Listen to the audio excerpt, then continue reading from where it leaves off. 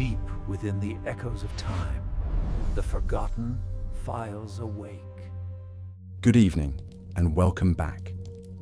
Tonight we're traveling high above the mortal world to a realm of thunder and prophecy, jealousy and fate, the world of the ancient Greek gods. We'll explore the stories of the Olympians, the titans before them, and the tangled relationships that shaped both heaven and earth. These are myths of creation, power, love, vengeance, and everything in between. As always, I'd love to know, where in the world are you listening from, and what time is it for you? Whether you're lying in bed, drifting off to the sound of soft thunder, or just taking a moment to rest your mind, this time is yours. In the beginning, there was nothing. Not a void, not a sky, not a sea, nor even a whisper of wind. There was no time, no movement, no light to mark the passing of an age, nor sound to echo the birthing of the world. There was only chaos, an empty, yawning vastness, boundless and dark, the raw potential of everything that would ever be. From this silent chaos, as inevitable as the stirring of thought within sleep, came the first presences. They were not born in the way men are born, nor even in the way gods would later be born. They came into being, suddenly and wholly, each embodying an essential force of existence. First came Gaia, the earth herself, vast and heavy, solid and fertile, the eternal ground upon which all things would stand. Alongside her rose Tartarus, the deep pit, the shadowy cavern beneath all things, black and unknowable, destined to become the prison of gods. From the same murky stillness came Eros, the force of desire and union, the soft mystery that would compel form to seek form and life to reach for life. Then came Nyx, the velvet of night, cloaking the world in her sable wings, and Erebus, the darkness of shadow and the space between. From these formless beginnings, the cosmos began to shape itself, not with order nor with reason, but with the slow inevitability of a tree reaching toward the sun, even when there is no sun to see. Gaia, first and greatest of the primordial beings, bore from within herself a child to crown the heavens.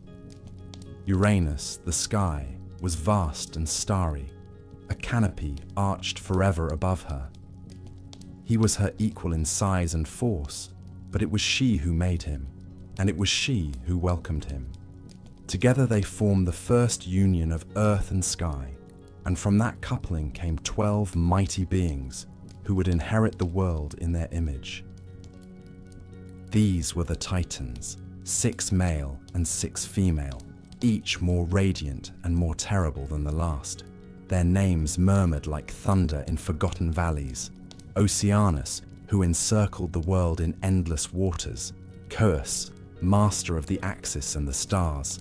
Creus, obscure and remote. Hyperion, whose light would pass to the sun. Iapetus, progenitor of suffering and toil. And Cronus, youngest and most cunning, with his hard eyes and sharper ambition. Their sisters were Theia, whose gaze bore light, Rhea, who would be queen, Themis, whose presence brought law to chaos, Mnemosyne, memory made flesh, Phoebe, bright as prophecy, and Tethys, the grandmother of rivers. But Gaia and Uranus did not only produce titans, they also bore stranger things, more ancient, more primal. From the deep places in Gaia's flesh came the Cyclopes, one-eyed giants with arms like tree trunks and faces set with blazing eyes. And with them came the Hecatonchires, the 100-handed ones, monstrous and vast, each bearing 50 heads and 100 arms that lashed like storms across the mountains. Uranus looked upon these children and felt not love, but loathing. He called them unnatural, feared the strength that throbbed in their too many limbs, and judged them too terrible to walk the earth. So he forced them back into Gaia's womb, shoving them into the darkness of Tartarus, burying them deep in her body where he believed they could be forgotten. Gaia groaned beneath the weight of them. Her belly ached, her veins split with strain, and though she loved Uranus once, the pain he caused her turned her heart cold. Her children screamed in her depths, bound and blind, and her anger kindled like coals beneath wet ash. Gaia, the earth herself, plotted revenge. She called out in silence to her Titan sons, begging one to rise up and strike the sky. But fear silenced them, for Uranus stretched over all things, and even the mighty Titans trembled beneath his gaze. Only one answered. Cronus, youngest and sharpest, who never blinked at pain or prophecy, stepped forward. Gaia, pleased and grim, forged for him a sickle of hardest adamant. Cold and curved, it gleamed like moonlight and thirsted for divine blood. Cronus took the weapon and hid in ambush. One evening, as Uranus descended to lie with Gaia, drawn downward by the pull of his desire and unaware of betrayal, Cronus leapt from hiding and swung the sickle. With a single terrible stroke, he severed his father's manhood, and the sky screamed. The blood of Uranus spattered the earth and foamed upon the sea. From the earth where it fell, Gaia gave birth again. The Furies rose, black-cloaked spirits of vengeance with eyes dripping blood and hair knotted with serpents. The giants were born, huge and violent, their feet rooted in the mountains and their rage as old as night. And from the white foam that frothed around the severed flesh in the sea, a goddess arose fully grown, Aphrodite, laughter-loving and deadly, born not from a womb, but from blood and salt and sky. Uranus fled the world, retreating to the heavens, cursing Cronus with his last breath. He cried out that Cronus too would be overthrown by his own child, that the wheel of fate would turn as it always must, grinding even the strongest to dust. But Cronus only laughed, crowned in blood, holding the sickle that had made him king. He cast the severed flesh into the sea and turned to his brothers and sisters. The age of Uranus had ended. The age of the Titans had begun. The world was young, and already it had known betrayal, pain, ambition, and prophecy. These would not be the last. Not in a world where gods could bleed, and mothers could plot, and children could become kings. With Uranus dethroned and his screams still echoing in the farthest corners of the cosmos, Cronus stood tall among his brethren, the sickle of adamant heavy in his hand, and the air around him dense with silence. There was no formal coronation, no trumpet from the heavens, no divine sanction to crown his rule. He simply was king, as all tyrants are once the stronger hand falls. His brothers and sisters looked upon him not with love, but with the sharp and glittering fear that gathers like frost upon leaves just before the breaking of winter. Gaia, proud of the son who had obeyed her vengeance, looked on with weary satisfaction. Yet the earth knew, even if Cronus did not, that the pattern had already been sown. Fathers fall to sons, and kings do not rule forever. But the world was young, and the Titans rejoiced. For an age, there was peace. The air was thick with life, and the soil hummed beneath the Titans' steps. Mountains grew tall and proud, and rivers found their winding ways through the new lands of the earth. Cronus ruled with the certainty of one who has taken power through blood and will not give it up easily. Beside him stood his sister and queen Rhea, as regal and cold as starlight, her gaze unreadable, and her silence as deep as the ocean trenches. Together they brought forth the second generation of gods, beings who would later bear the names of Olympus, but who, in this age, were only children yet to be feared. The realm of the Titans was vast and orderly, with Cronus seated high, dispensing judgments, commanding winds and weather, shaping the elements beneath his iron will. It was a golden age, not because it was just, but because it was the first. The Titans ruled because they had no challengers, and the world was too young to dream of rebellion. But prophecy does not slumber. It waits. It clings to the edges of every throne and settles into the marrow of the one who sits upon it. Cronus, for all his might and mastery, could not forget the words of his father, hurled like a curse across time in his final breath. One day, a son of Cronus would rise against him, just as he had risen against the sky. That thought, whispered often in the quiet of the night, grew in his mind like a thorned vine, twisting tighter around his sanity with every passing year. And so, like a man drowning in dreams of fire, Cronus acted with cruelty in the name of caution. Each time Rhea bore him a child, he took the newborn god from her arms and swallowed it whole. It was not done in anger. There was no rage in his eyes as he committed this quiet, terrible ritual.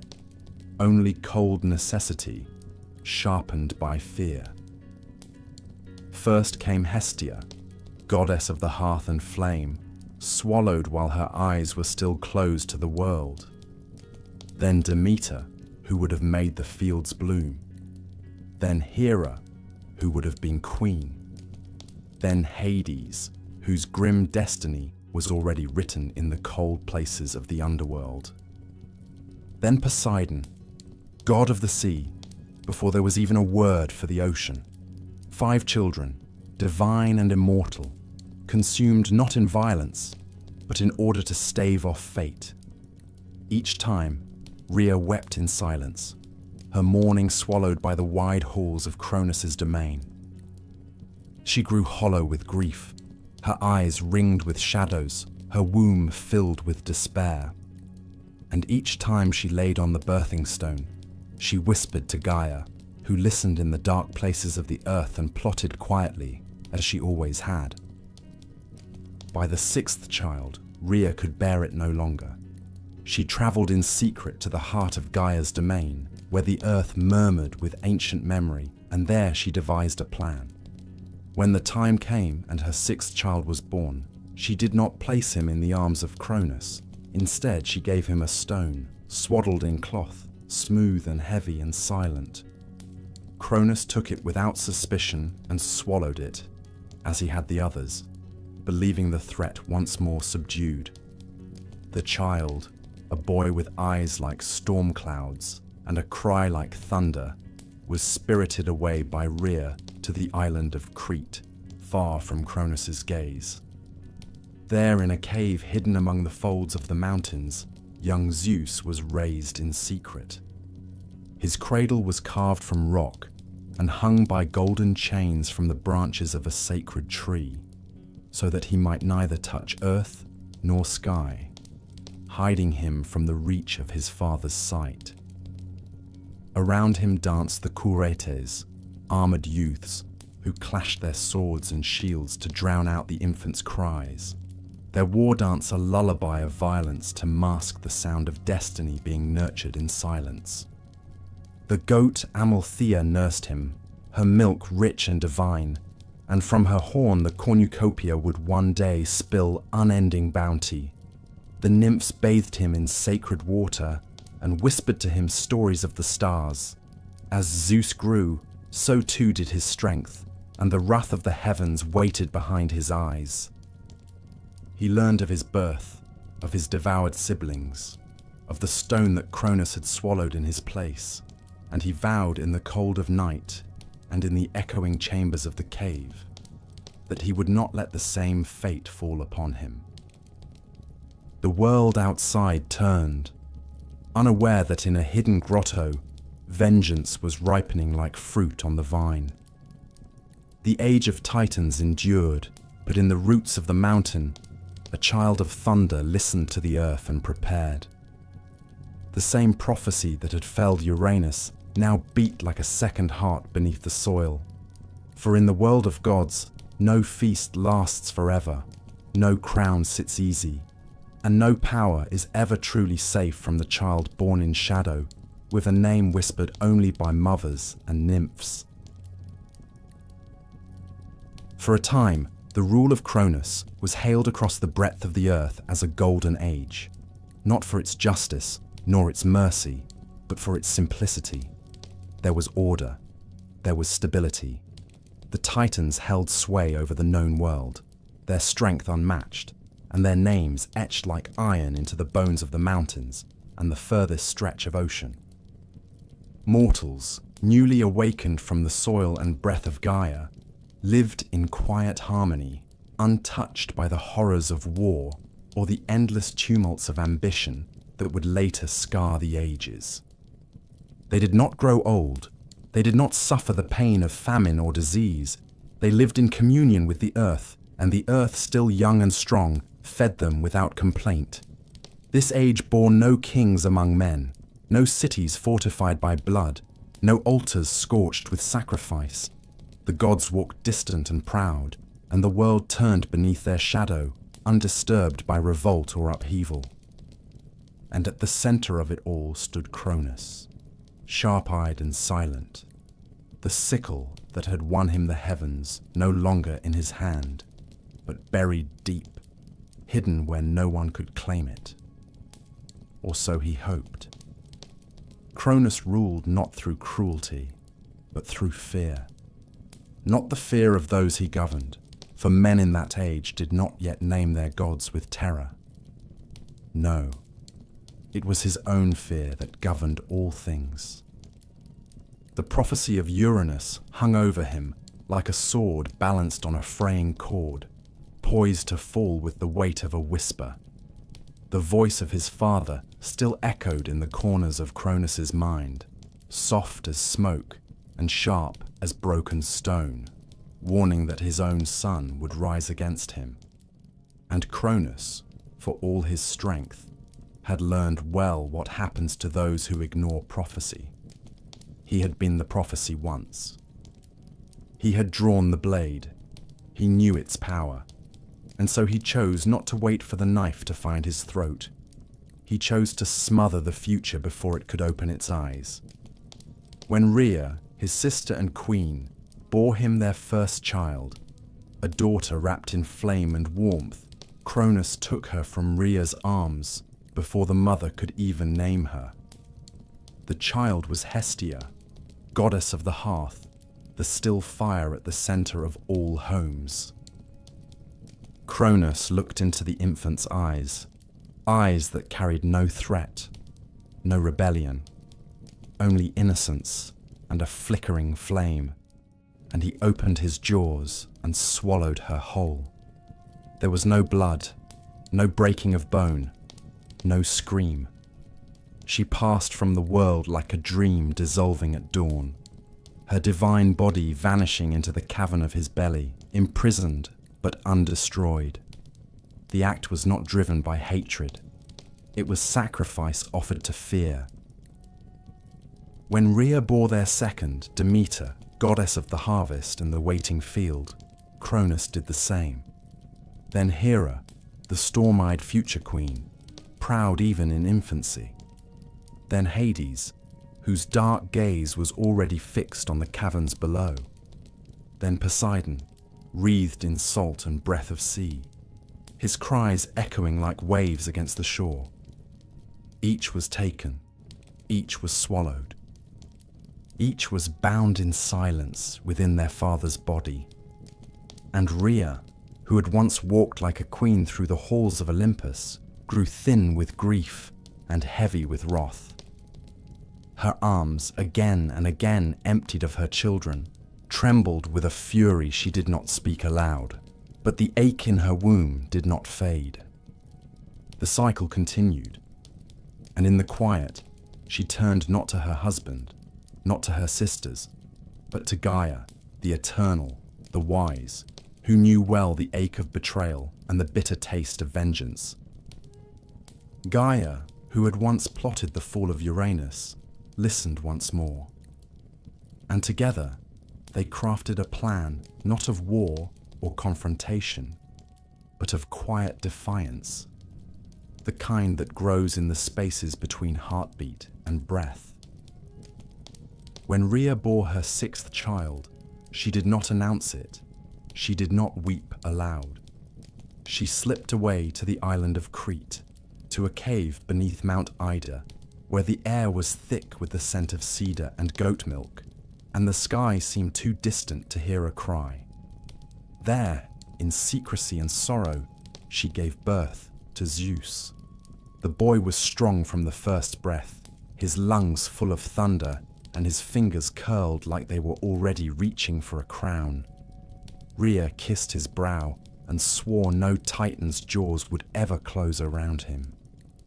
When she returned to Cronus, she carried not her son, but a swaddled stone. It was wrapped in soft linen and smeared with the scent of afterbirth. Cronus, blinded by habit and dread, did not question. He took the bundle and swallowed it whole. The deception worked. Zeus was spared.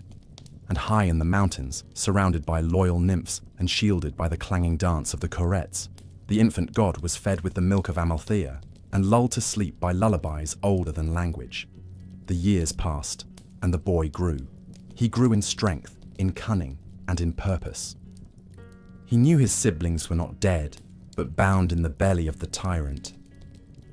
He knew his father's time was borrowed, a fire fed only by the kindling of fear. And he knew, as all sons must one day know, that the world his father had built was not one he would inherit. It was one he would have to tear down, ere. But not yet. The golden age continued, its days numbered in secret, its sunsets beautiful and doomed. The Titans ruled still, but the wind had changed. Somewhere far from the throne, a storm was learning to speak. When Zeus came of age, the world had not yet seen him. He had grown in secret, cradled by the earth, hardened by solitude, and raised among ancient things that whispered to him of duty and vengeance. The Cretan cave in which he had been hidden still echoed with the clang of the Curettes' weapons, a dance of defiance that masked his infancy, and now, in his maturity, stirred his blood like the sound of distant war drums. He had learned from Gaia that he was not alone in the world, not truly, for within the gut of Cronus still lived his siblings, swallowed yet undigested, immortal and imprisoned, flickering like smothered stars. Hestia, the gentle flame, Demeter, the patient harvest, Hera, fierce with pride, Hades brooding in the dark, Poseidon, restless like the tide. They lived, and Zeus felt them in his dreams, their essence calling to him like voices from beneath the sea. He had not known them, not truly, but he bore their memory in his marrow, and he knew that his father's reign was a sickness upon the world, a brittle shell of power built atop fear and sealed with silence. It was Gaia who first brought him to Metis, the wise Titaness, who understood the tides of prophecy and the craft of cunning. Together, Zeus and Metis plotted the undoing of Cronus, not with swords nor storms, but with a drink laced with ancient magic, a draught brewed from the roots of the earth and the bile of serpents, bitter and thick with the power of reversal. Zeus did not come in wrath.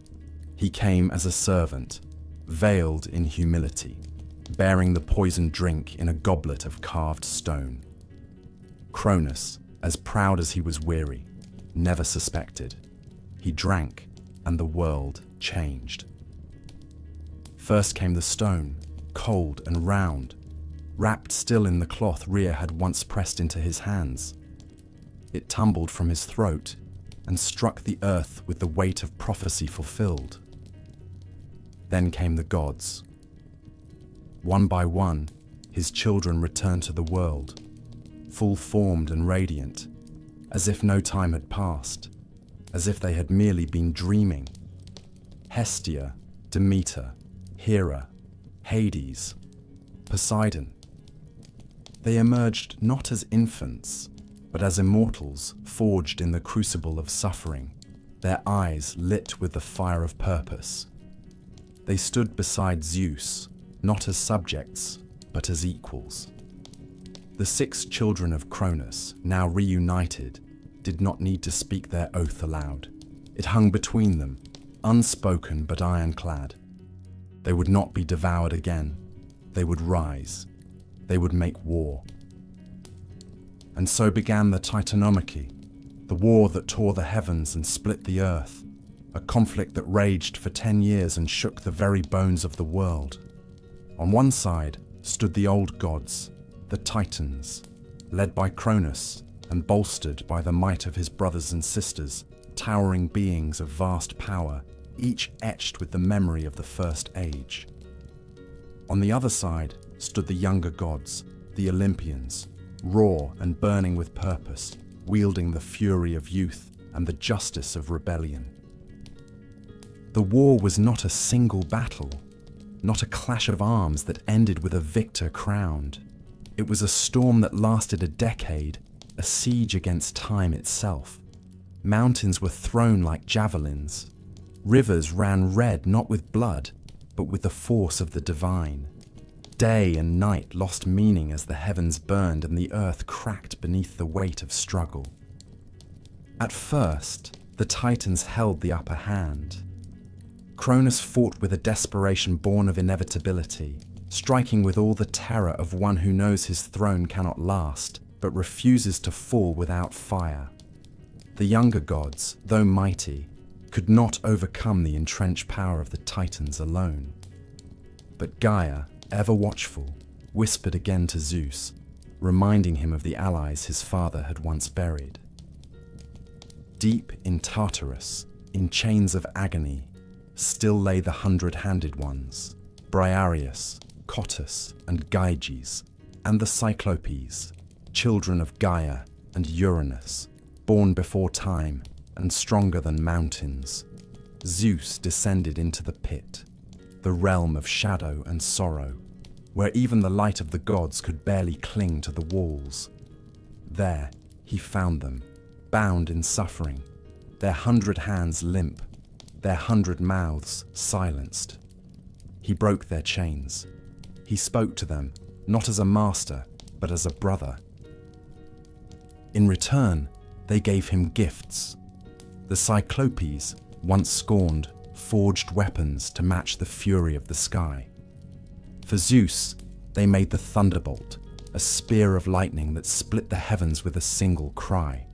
For Poseidon, they crafted the trident, a weapon that could stir the oceans and shatter the land.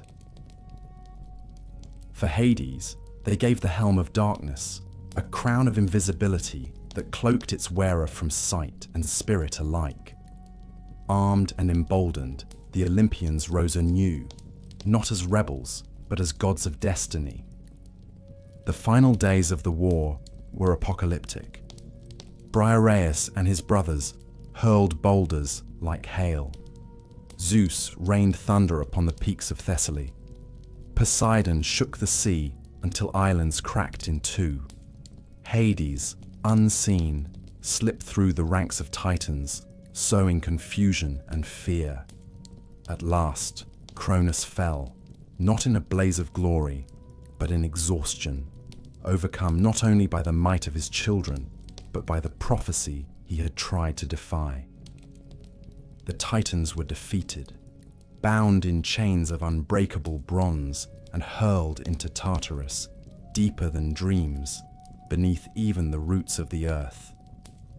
There, guarded by the 100-handed ones, they would remain, howling in silence, memories of a power that could not outlast time. Zeus stood over the battlefield, not as a child of prophecy, but as a king, the sky cleared. The war was over. The age of the Titans had ended. A new age was about to begin. But peace in the world of gods is always fleeting. And the throne, once won, is never safe. The war had ended, or so the gods believed. The Titans were cast into Tartarus, bound beneath the roots of the world, and the sky, once split with thunder and the shouts of battle, had gone still. Zeus had claimed the throne, not with ceremony, but with the simple fact of victory. The halls of Olympus, newly risen atop the mountain that pierced the heavens, began to echo with the footsteps of the new gods. Their voices were loud with triumph, and their laughter rolled like wine through the stone corridors. But far beneath their feet, deeper than the darkness of Hades, the earth remembered its wounds. The blood of Uranus still pulsed in its buried veins, and Gaia, ancient and enduring, stirred in fury. She had helped the Olympians in their war, but her allegiance had never belonged to Zeus. Her loyalty was to balance, to vengeance, and to the old order that had been cast down. The fall of Cronus had not healed the pain of Uranus. It had only shifted the weight of power from one hand to another. The throne of the sky had changed owners, but its arrogance had remained, and Gaia, who had seen 2 generations of kings rise and fall, was not yet done with prophecy. In the bowels of the world, Gaia called upon Tartarus himself, that shadowed abyss which swallowed light and mocked the notion of form. Together they created a final son, born not to rule, but to destroy. His name was Typhon, and no god had ever looked upon anything so vast or so terrible.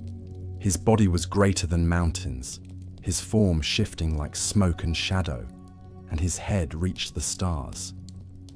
Serpents writhed from his thighs, and his arms stretched from the eastern edge of the world to the farthest west. His voice was the shriek of 1,000 beasts, and his eyes burned with fire. When he breathed, it scorched the sky. When he roared, even the dead stirred in their tombs. He was the last born of the earth, the storm that would end all thrones. Not even the Titans in their prime had borne such monstrous power. Typhon rose from the depths like a nightmare made flesh. The sea recoiled at his coming. The mountains bent like reeds. As he approached Olympus, the sky darkened with unnatural clouds, and thunder cracked the heavens, not from Zeus's hand, but from the fury of something older and angrier than the gods had ever known. The Olympians saw him and despaired. They had tasted war, but they had never seen this. Many fled. Apollo, swift as ever, vanished to the west. Hermes slipped into shadow. Ares, god of war, trembled and fled to distant lands. Only a few remained. Athena stood firm, spear in hand, her face cold as marble. And Zeus, whose hand still bore the thunderbolt, refused to abandon his throne. Zeus faced Typhon alone. The battle was not a single duel, not a strike and a counter. It was a cataclysm, a war of elements, a struggle that echoed through every realm of existence. Typhon hurled mountains like stones. He tore up rivers and flung them skyward. His serpents lashed the stars. Zeus met him with storm. Lightning burst from his palm like spears of flame. Thunder shattered the air. The winds obeyed his command, howling with fury, and the rain fell in sheets that drowned valleys. They fought across the heavens, across the earth, even into the sea, their clash reshaping the world with every blow. Zeus struck Typhon down upon Mount Haemus, and the blood of the monster stained its slopes forever. But Typhon did not die. He rose again, and in a moment of weakness, he overcame the king of the gods. With his monstrous limbs, He tore the sinews from Zeus's hands and feet, ripping from him the very strength that made him sovereign. Crippled and bound, Zeus was carried by Typhon to a distant cave in Cilicia, hidden among the black cliffs and jagged rocks, where he was imprisoned, helpless and mocked. But gods are not so easily slain. The tale of Zeus's captivity passed into the hands of Hermes and Pan, who together crept into the cave, disguised by shadow and guile. They tricked the monstrous guardian and stole back the sinews, fleeing with the speed of wind and goatfoot. When they returned the stolen strength to Zeus, the skies once again shivered with his fury. No longer bound, no longer silent, he rose in wrath. He summoned every storm. The heavens turned black, the stars were veiled, and the earth itself held its breath. The final clash came not in the sky but upon the earth, where Zeus hurled the full might of his thunderbolt into Typhon's heart. The blow shook the world. Typhon screamed, his voice a chorus of agony that shattered the mountains and drove beasts mad. Cracked and broken he staggered, and Zeus cast him down at last. He fell into the bowels of the earth, where even Gaia could not reach him. There he was entombed, crushed beneath Mount Etna in Sicily, his body chained in molten stone, his breath venting as smoke, his limbs writhing in futile rage. The volcano that bears his prison still rumbles with his fury, still smokes with his breath. It is said that when Etna erupts, it is Typhon stirring in his chains, dreaming of vengeance and storm. With the monster defeated, Zeus returned to Olympus, not only as king, but as savior. He had faced the final horror, the last child of Earth's wrath, and he had endured. The other gods, who had fled or faltered, returned to his court in silence. They bent their knees and accepted the new order, not out of love, but out of awe. Olympus belonged to Zeus now, not by right, but by conquest. And though the throne was his, he knew what Gaia had always known. The world remembers. The world does not forgive. And even the greatest gods must always keep one eye on the deep places beneath their feet, where monsters dream of fire and the future waits in silence. The sky was quiet again. The air, once thick with the smoke of burning mountains and the scent of scorched divine blood, grew still. The echoes of Typhon's defeat faded into memory, but their weight lingered in the bones of the gods. Zeus, who had wrestled with the storm and stood bloodied before the jaws of annihilation, returned to Olympus changed. He had taken the throne by victory, by cunning, by prophecy fulfilled, and now, after facing the wrath of the earth herself, he claimed it with finality. There would be no more monsters. There would be no more wars among the gods. Not if he could help it. But Zeus, for all his thunder and might, was not a fool. He knew that rule was never secure unless it was shared in balance. Even the sky cannot exist without the pull of the sea or the hush of the underworld. And so, with the blood of the old age still wet upon the soil, the three sons of Cronus gathered, and they cast lots to divide the dominion of all existence. They did not argue. They did not plead. They left their fates to chance, as was the custom of gods. Each drew from the urn a token shaped by destiny. To Zeus fell the sky, the heavens above, the clouds and winds, and the throne of Olympus itself. To Poseidon came the sea, the fathomless deep, and every wave that ever rolled against a shore. And to Hades, eldest and most grim, fell the underworld, the shadowed land where the dead drift in silence and memory.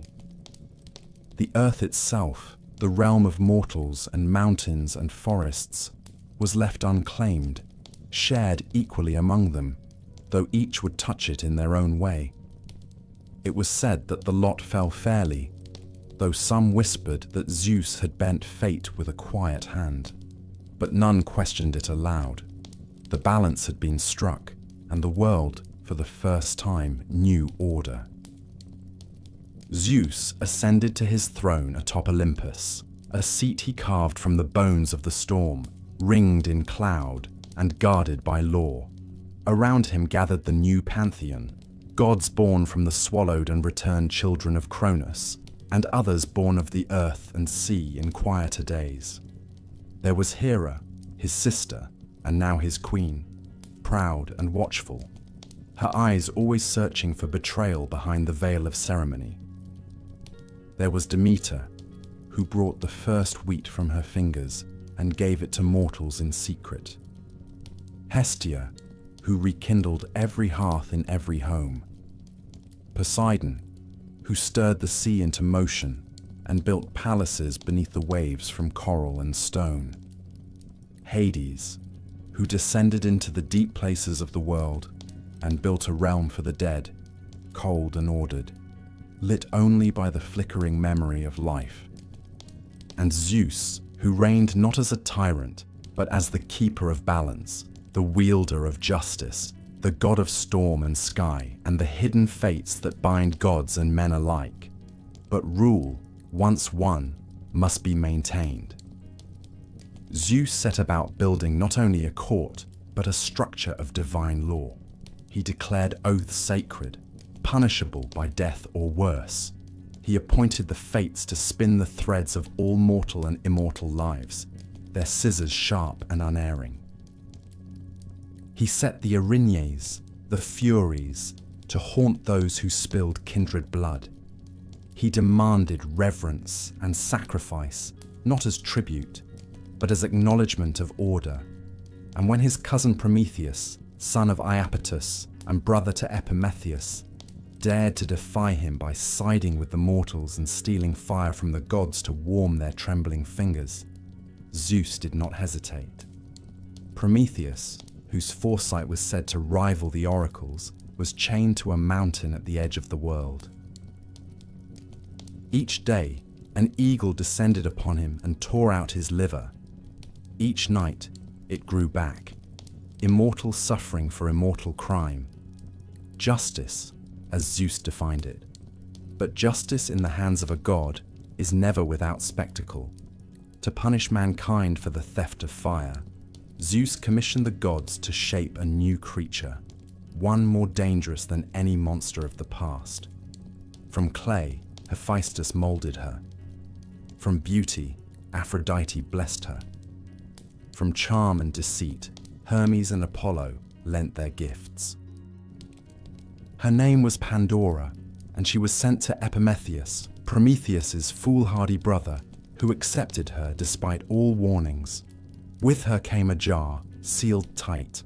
She opened it, as she was meant to do, and from it spilled every sorrow the world had never known. Disease, famine, grief, betrayal, war.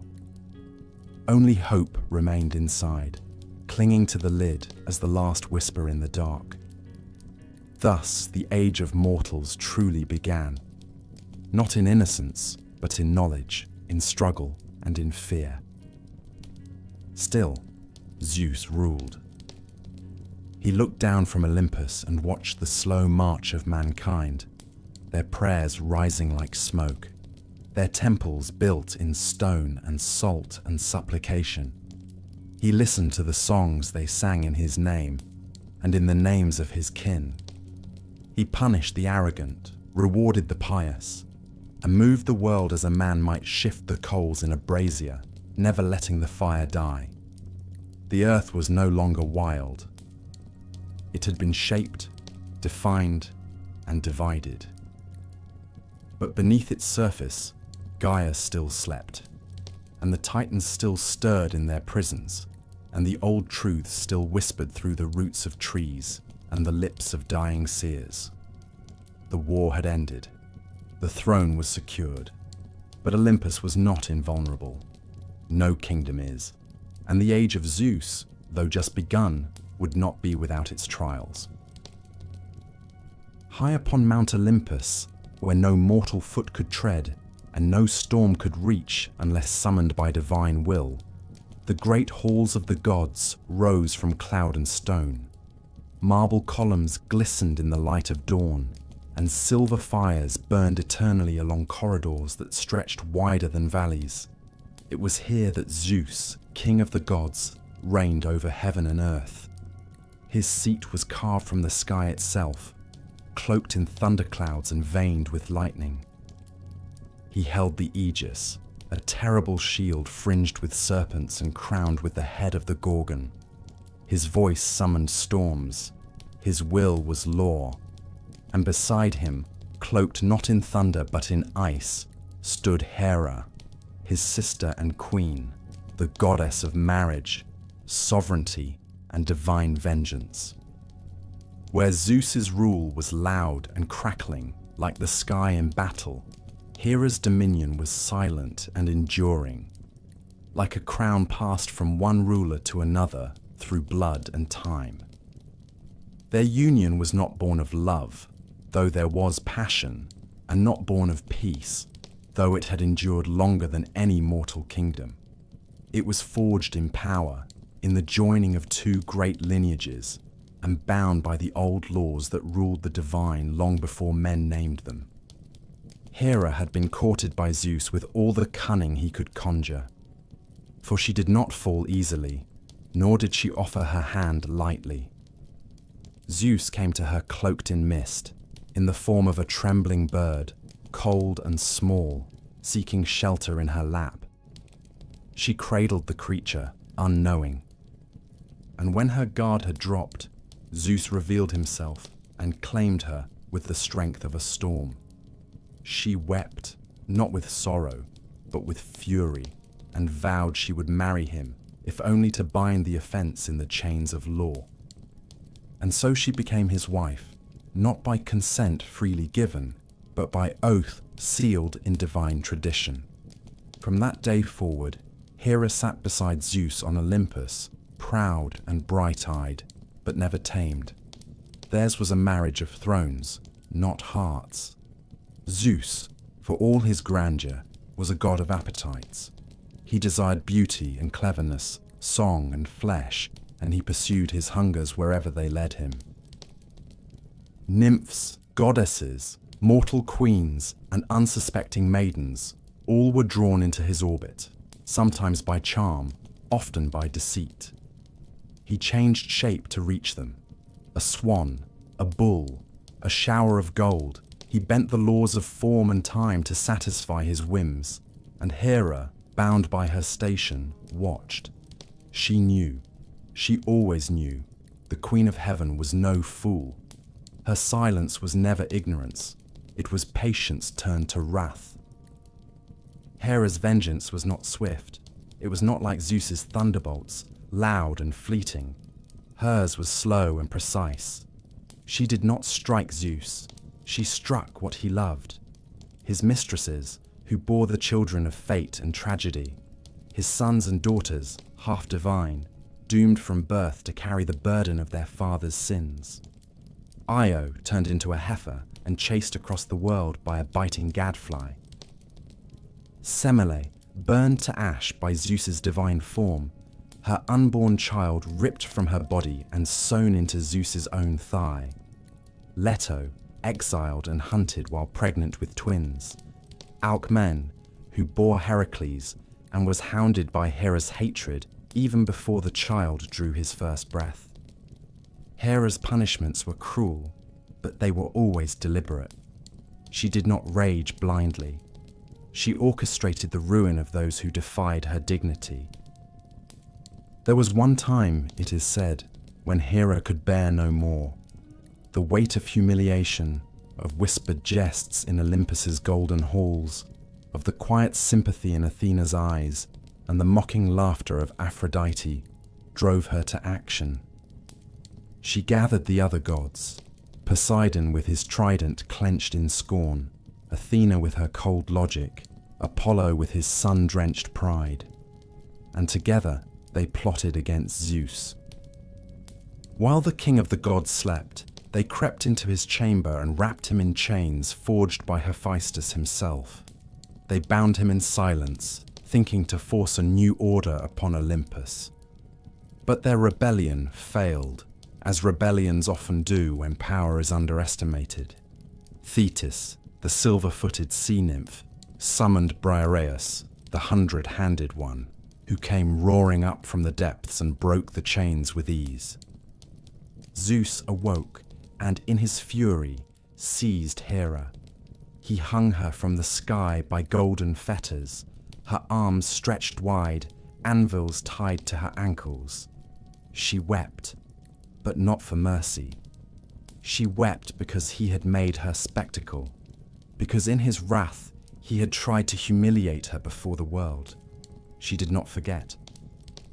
In time, he released her. There was no apology. There was no reconciliation, only an unspoken truce between sovereigns who knew that their rule depended on standing side by side, whether in unity or in silence. Hera returned to her throne and resumed her place as queen, more watchful than ever. She would never forgive the slights. She would never forget the pain, but she would wear her crown and she would rule with grace and terror. For Olympus was not merely Zeus's realm, it was hers as well, shaped by her silence, her vengeance, and her unwavering resolve. Together, Zeus and Hera governed the heavens. Their children were few, but powerful. Ares, god of war, violent and impetuous. Hebe, goddess of youth and cupbearer to the gods. Eileithyia, goddess of childbirth. Hephaestus, who was cast from Olympus for his ugliness, or for daring to defend his mother, depending on which tale one believes. Their house was a battlefield and a court, a place of feast and judgment, of grudges and alliances. The royal family of Olympus was no different than the dynasties of mortal kings, proud, fractured, bound by blood and burden. And at its heart sat Zeus and Hera, eternal and embattled, locked in a marriage that had outlasted empires and would outlast them still. Not a love story, but a reign. Not a union, but a throne shared between two gods too proud to yield. Among the many paradoxes that formed the storm-crowned reign of Zeus, none were more wondrous nor more terrifying than the strange arrival of his children. They were not born as mortal children are born, with pain and blood and the soft wailing of new life. No, the offspring of Zeus entered the world like omens, sudden and radiant and strange, as if the very fabric of existence could not contain them for long. Their births were tangled in prophecy, in vengeance, in deceit and pride, and none more so than that of Athena, the bright-eyed goddess of wisdom, of war and reason, of strategy, and the cities of men. Her coming was not foretold by stars, nor sung by nymphs, but whispered in fear by the earth itself. For Zeus had taken Metis, the cleverest of the Titanesses, daughter of Oceanus and Tethys, whose mind was said to be as deep as the sea and as subtle as mist. She was not seduced with force or fire. Zeus pursued her with patience, cloaking himself in flattery and argument, drawing her into his embrace, not out of passion, but because the world had grown too unstable for a woman like her to walk free. Yet even in victory, he feared her. For Gaia and Uranus had warned him that Metis would bear him 2 children. The first, a daughter, wiser than her mother.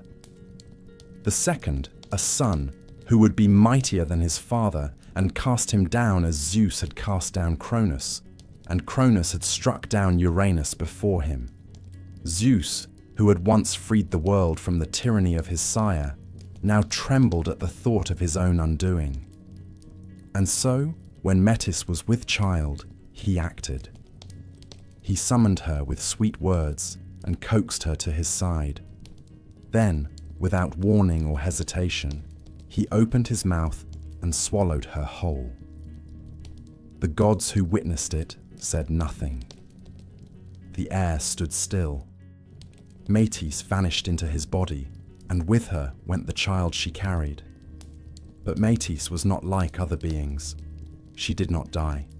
She lived within Zeus, her voice curling around his bones, her knowledge spreading through his limbs like wine through a golden cup. She nested in his mind, whispering, growing, watching. And in time, the child she bore began to press against the boundaries of her prison, not with fists, but with thought, with reason, with power that no father could contain. Zeus began to suffer. At first, it was a stiffness in the temples, then a pounding that shook his very vision. No healing nor incantation soothed him. No god could ease his pain. Finally, in desperation, he called upon Hephaestus, the smith of Olympus, the god of flame and craft and forge. In some tellings it was Prometheus, in others Hermes or Pallas. But the most enduring tale names Hephaestus, grim and resolute, bearing a bronze axe forged in the depths of the earth. At Zeus's command, the smith lifted his blade and split the Sky King's forehead with a single stroke, and from the crack, not in blood, but in brilliance, emerged Athena. She came forth fully grown, armored in gold and gleaming bronze, her shield polished to mirror the stars, her spear taller than a man's height, her eyes sharp as tempered steel. She did not cry out. She shouted a war cry so pure and so strong that the heavens trembled and Olympus itself shook. The gods drew back in awe. No one had ever seen such a birth. No one had ever seen a goddess so composed, so cold, so complete. She was not a child. She was a force. And from that moment, she became the favored daughter of Zeus, not merely a reflection of his will, but its sharpening. He gave her the aegis to wear. He trusted her counsel before all others. She was wisdom and strategy, and unlike her father, she did not bend easily to impulse or wrath. She was war, but not fury. She was justice, but not mercy.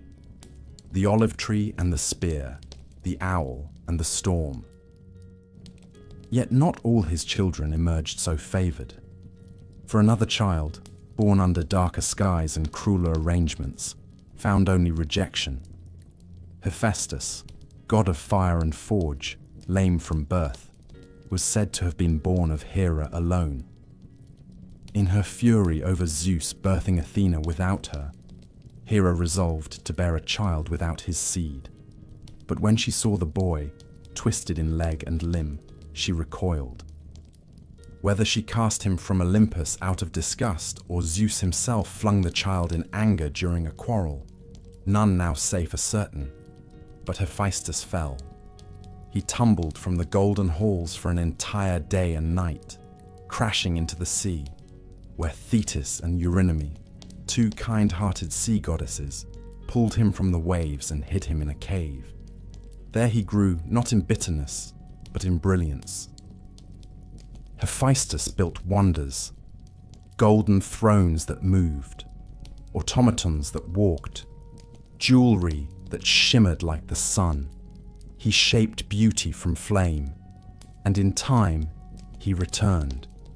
He sent Hera a gift, a throne more splendid than any in Olympus, adorned with pearls and silver, and gears so fine they could not be seen. But when she sat, the throne bound her fast. She could not rise, could not move. The gods begged Hephaestus to release her, but he refused. "I have no mother," he said. Only after Dionysus found him and gave him wine, singing him into joy and stupor, did Hephaestus relent. He came back to Olympus riding a mule crowned in ivy and freed Hera. From then on, He claimed his place as the smith of the gods, and they could not do without him. Yet his bitterness remained. His heart, forged in fire, was not immune to pain. When he was wedded to Aphrodite, the most beautiful of all goddesses, it was not love, but order that arranged the match. And she betrayed him. She took Ares into her bed, and when Hephaestus learned of it, he crafted a net so fine it could not be seen, and he cast it over their entwined bodies, dragging them before the gods to shame them in the eyes of Olympus. The gods laughed, for they are cruel and capricious. But Hephaestus did not laugh. He watched, he remembered, and he returned to his forge, where he hammered his sorrow into weapons, where he poured his rage into steel. So it was that the children of Zeus did not come to him in peace. They arrived like omens, like challenges. Athena sprung from prophecy and fear. Hephaestus, cast out and risen in spite of scorn. They were not sons and daughters in the mortal sense. They were gods, fully formed and crowned with purpose. And Olympus, golden and eternal though it seemed, echoed always with the clanging of their stories. The footsteps of war, the hiss of steam, the quiet hush of wisdom, and the soft grinding of resentment beneath the marble floors. Athena, born without a mother, from the very skull of Zeus in a burst of thunder and thought, stood unlike any other goddess in Olympus. She did not crawl, she did not cry, she did not wail for milk or warmth or cradle. She sprang into the world in armor, golden and unyielding, with a spear already in her hand and reason burning behind her eyes. Her birth was not a miracle, but a warning, for no god who arrives armed and silent can be trusted to simply stand idle.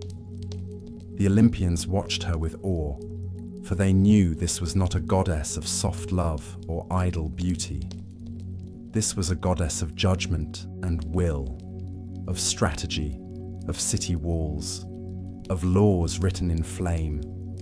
In the long halls of Olympus, where jealousy and lust often stirred more quickly than wisdom, she moved with purpose.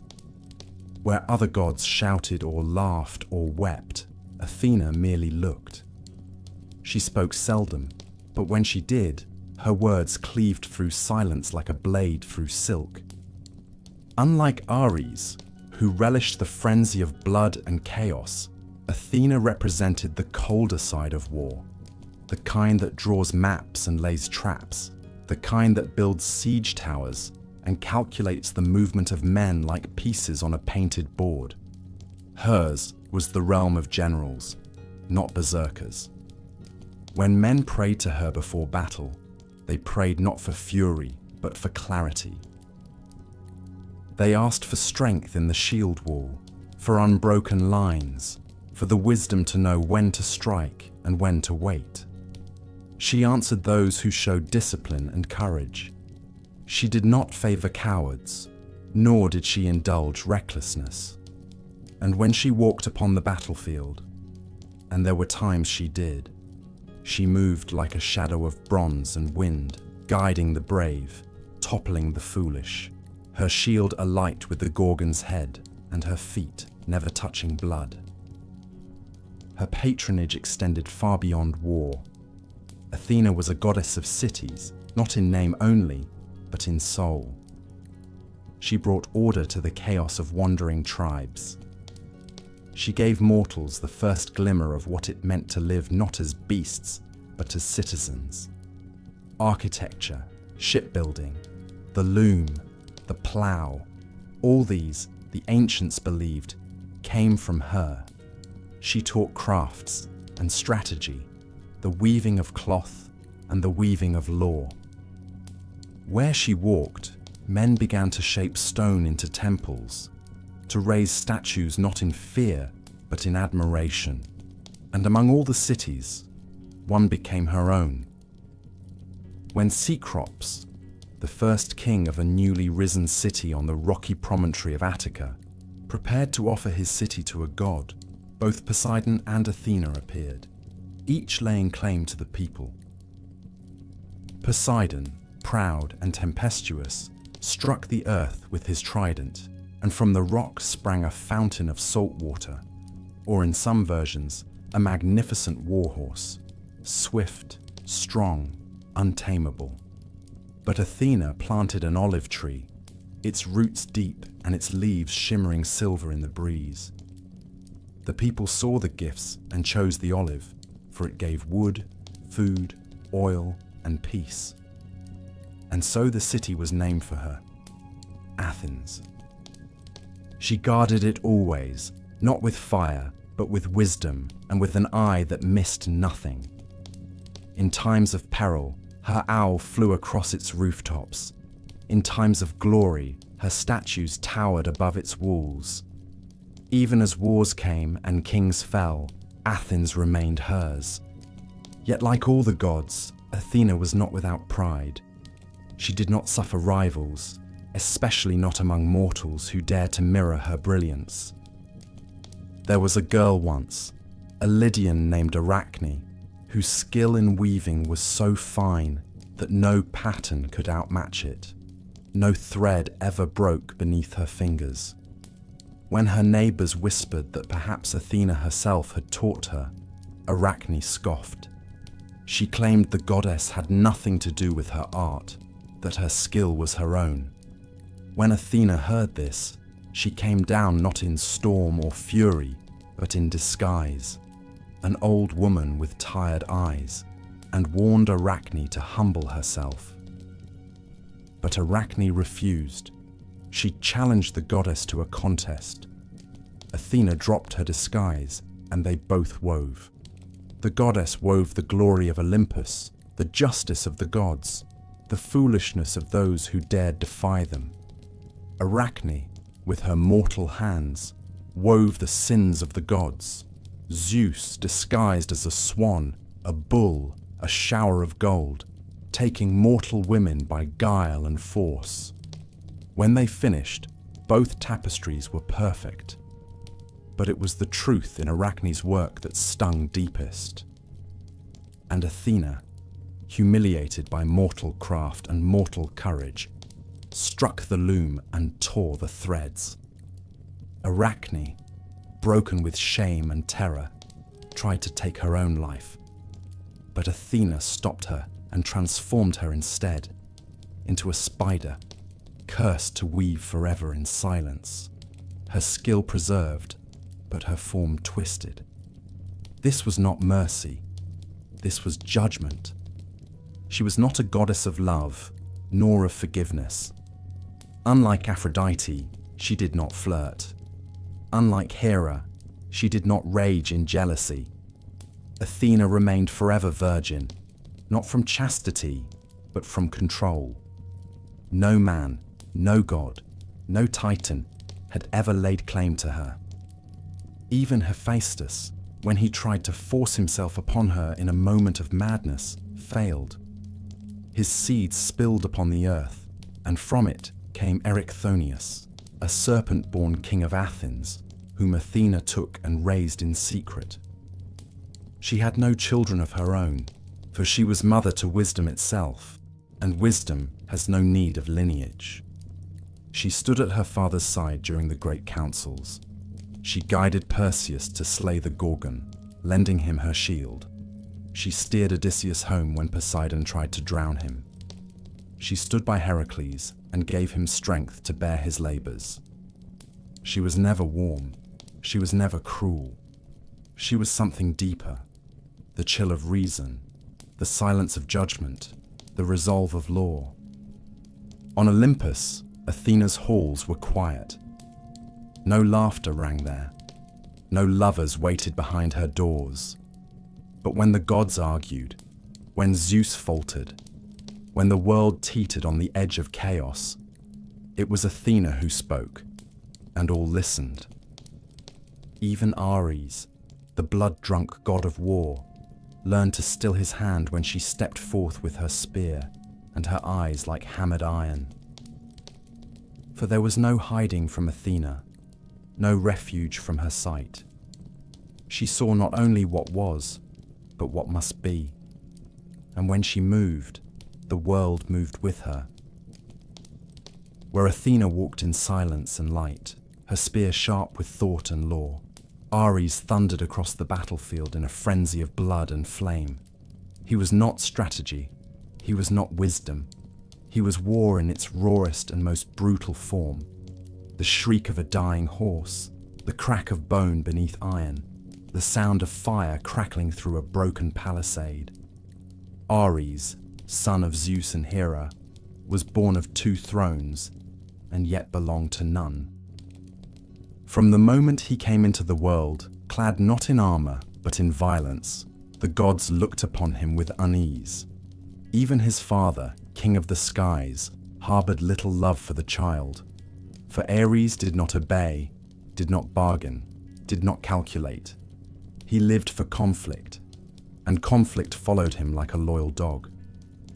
Unlike Athena, whose clarity made men better, Ares sowed chaos. He strode into battle not to guide mortals, but to revel in their madness. Where he passed, men forgot formation. Brothers turned against brothers. Wounds festered. Shields broke. Mercy withered. He did not reward honor. He did not punish cowardice. To Ares, all that mattered was the clash, the scream, the press of blade to flesh. His armor was always stained, his voice always raised. His chariot, drawn by steeds foaming red at the mouth, bore him into every war with a grin upon his lips and his eyes alight with lust for ruin. He did not march alone. Beside him ran his children. Phobos, the god of fear, who whispered panic into the hearts of armies, and Deimos, the god of terror, who made even brave men forget their names. With them came Enyo, goddess of battle herself, clad in crimson and flame, her hands always wet with gore. Wherever Ares rode, they followed, a family of shadows cast long over the earth, turning every campaign into carnage. The Greeks feared him more than they honored him. They built him few temples, offered him few songs. For to worship Ares was not to seek protection. It was to beg that he pass by. And yet, for all his brutality, Ares was not a simple god. He could love, though his love was poisonous. He could be wounded, though his wounds were rare. He could rage, not from pride, but from humiliation. And it was in matters of the heart that he was most often brought low. For despite his strength and splendor, Ares was not the most beautiful of the gods. That title belonged to Aphrodite, goddess of love and pleasure, born from the sea foam and the severed parts of Uranus. She was golden, radiant, and cold as polished marble. And Ares loved her, not with the desperate yearning of mortals, but with a hunger that could not be satisfied. She was the wife of Hephaestus, the smith, the crippled one, cast from Olympus by his own mother and dragged back only for his unmatched talent. It was a marriage of function, not desire. Aphrodite turned to Ares, and together they lay in secret, tangled in sheets of fire and silk, their bodies entwined in pleasure and peril. But the gods see all things, and Hephaestus, patient and cunning, crafted a net so fine that no eye could catch it and no hand could break it. He cast it upon them while they lay in their embrace, and he summoned the gods to witness their shame. Bound and exposed, Ares and Aphrodite became a tale told in laughter and warning. The gods jeered. Poseidon alone offered to pay the fine that would free them. Hephaestus accepted. Ares fled Olympus in disgrace. But the sting of humiliation did not still his blood. He returned to war. He hurled himself into battles with greater fury, as if each slain warrior might erase the memory of his shame. And yet, the world remembered. The poets sang of Ares not as a hero, but as a force. During the Trojan War, he took the side of the Trojans, drawn by blood and beauty. His own son, Ascalaphus, fought and died among the Greeks. Ares wept, it is said. But grief did not temper him. He stormed the battlefield, only to be struck down by Diomedes, a mortal favored by Athena. With the aid of the goddess, Diomedes wounded Ares with a spear, and the god cried out in agony so great that the battlefield trembled. He fled to Olympus, clutching his wound, and complained to Zeus like a wounded child. But Zeus, weary of Ares and his endless thirst for strife, offered no comfort. He called him the most hateful of all his children. Still, Ares endured, for war never ends.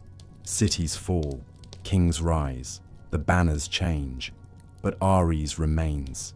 In every scream of rage, in every knife turned in the dark, in every war camp where fire smokes and soldiers sharpen blades with shaking hands, Ares is there, not noble, not wise, but necessary. For mankind has never known peace for long, and so long as they make war, the god of bloodshed will ride. Perhaps he is hated, perhaps he is cursed, but even the gods cannot turn away from war. And Ares, clad in scarlet and iron, marches ever onward, crowned not in laurels, but in the silence that follows slaughter. In the time when Zeus reigned unchallenged from his golden throne, and Olympus hummed with the whispers of fate and ambition, there came into the world a pair of twins who would shape the rhythm of gods and men alike. They were born not in the high halls of cloud and marble, but far away, on the hidden island of Delos, where the sea winds whispered through groves of laurel, and the ground trembled with the breath of prophecy. Their mother was Leto, daughter of the Titans Coeus and Phoebe, and once a companion of Zeus in the earliest days of his power. But her womb, heavy with the gods' children, became the subject of divine scorn and pursuit. Hera, ever jealous and watchful, sent her wrath across the earth. She forbade any land under the light of the sun to shelter Leto.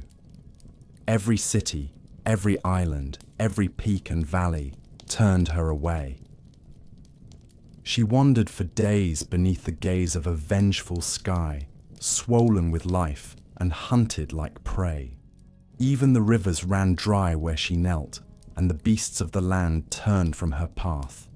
And so she came to Delos, a floating island, unclaimed by earth or sea, a place that swayed upon the tides and bore no anchor to the world of mortals. There, the island opened to her. There, beneath the twilight sky, Leto gave birth. First came Artemis, silent and silver-eyed, a goddess of the hunt, of wild places and moonlight. Then came Apollo, and with his arrival came the cry of prophecy, loud and piercing. The sun shone brighter that day, the waves calmed, and the island, long unmoored, set its roots into the sea. Even the fates paused to listen as the child cried out, for they knew that this god, though newborn, would not be content to dwell in shadow or silence. He would seek dominion. He would speak with the voice of truth and flame. Apollo grew swiftly, as gods often do, not in years, but in presence. He took no time to find his place in the cosmos. From the moment he first held the bow in his hand, he was peerless. He could strike a sparrow in flight from the sky, or split a pine tree from a mile away. But his bow was not only a weapon of death, it was a tool of justice. And when he learned of Python, the monstrous serpent who guarded the ancient sanctuary of Gaia at Delphi, He knew what he must do. Python, born of the earth, was not merely a beast. He was old magic, chthonic, and coiled with ancient knowledge. But he had also been Hera's wrath, sent to torment Leto as she fled. Apollo, though young, bore no patience for insult. With arrows of gold and intent as bright as the rising dawn, he descended upon Delphi and slew the serpent. The blood stained the stones for 7 days. The earth mourned, but Apollo built his temple upon that very place, claiming it not in conquest, but in transformation. Thereafter, Delphi became his seat, his mouthpiece, his beating heart. The oracle rose from the steaming fissures of the mountain, a woman touched by the god's breath, writhing with visions that burned her voice into riddles. Kings journeyed for weeks to hear her speak. Warriors knelt, priests wept. She sat upon her tripod, her face veiled, her eyes unseeing, and from her lips came words that were not her own. Apollo did not speak through fire or fury, but through vision. His was the light that blinded gently, the truth that could not be escaped. He was the god of reason, of balance, of poetry and music and order. Where Dionysus led in madness, Apollo led in harmony. Yet Apollo was not always gentle. When slighted, he struck with precision. When Coronis, a mortal woman bearing his child, betrayed him with another, Apollo's rage was swift. He killed her not with a sword, but with knowledge. He sent his sister Artemis to do the deed, and the arrow that pierced Coronis's chest was cold and silent. But before her body was consumed by flame, Apollo tore the child from her womb. That child was Asclepius, god of healing, who would one day raise the dead and be struck down for defying the boundary between life and death. Apollo loved fiercely, but he did not forgive easily. He walked the world in many forms, as a shepherd, tending the flocks of mortal kings, as a plague-bearer, his arrows unseen and deadly, his wrath bringing death to those who defied him. As a patron of artists, he taught Orpheus to charm the stones and trees. He guided the muses, inspired Homer's verses, and played his lyre until the stars seemed to dance in their constellations. But for all his beauty, all his order, Apollo was not immune to failure. When he loved tragically. His heart sought what it could not hold. Daphne, the nymph, fled from him, calling upon her father, a river god, to save her. He turned her into a laurel tree, her skin hardening to bark even as Apollo reached to touch her. And so he wore her leaves as a crown, a symbol not of triumph but of eternal yearning. Apollo ruled the day, rode the chariot of the sun in later tellings, guiding its path across the sky. He banished darkness. He named laws. He saw all things in the light. Yet even he could not halt the turning of fate. Though gods live long, their stories stretch in shadow and light. And Apollo, for all his radiance, would one day face sorrow deeper than any wound. But that tale was yet to come. For now, he stood tall, golden, and terrible in beauty, the archer of Olympus, the seer of truths, the god who brought order to chaos and music to silence. Men raised temples in his name, kings swore oaths upon his altar. And somewhere beneath the mountain at Delphi, the old bones of Python still dreamed in the deep, waiting for the world to shift again. Before the temples were raised, before the names of gods were chiseled into marble, and before man dared to measure the world with lines and laws, there was the wilderness.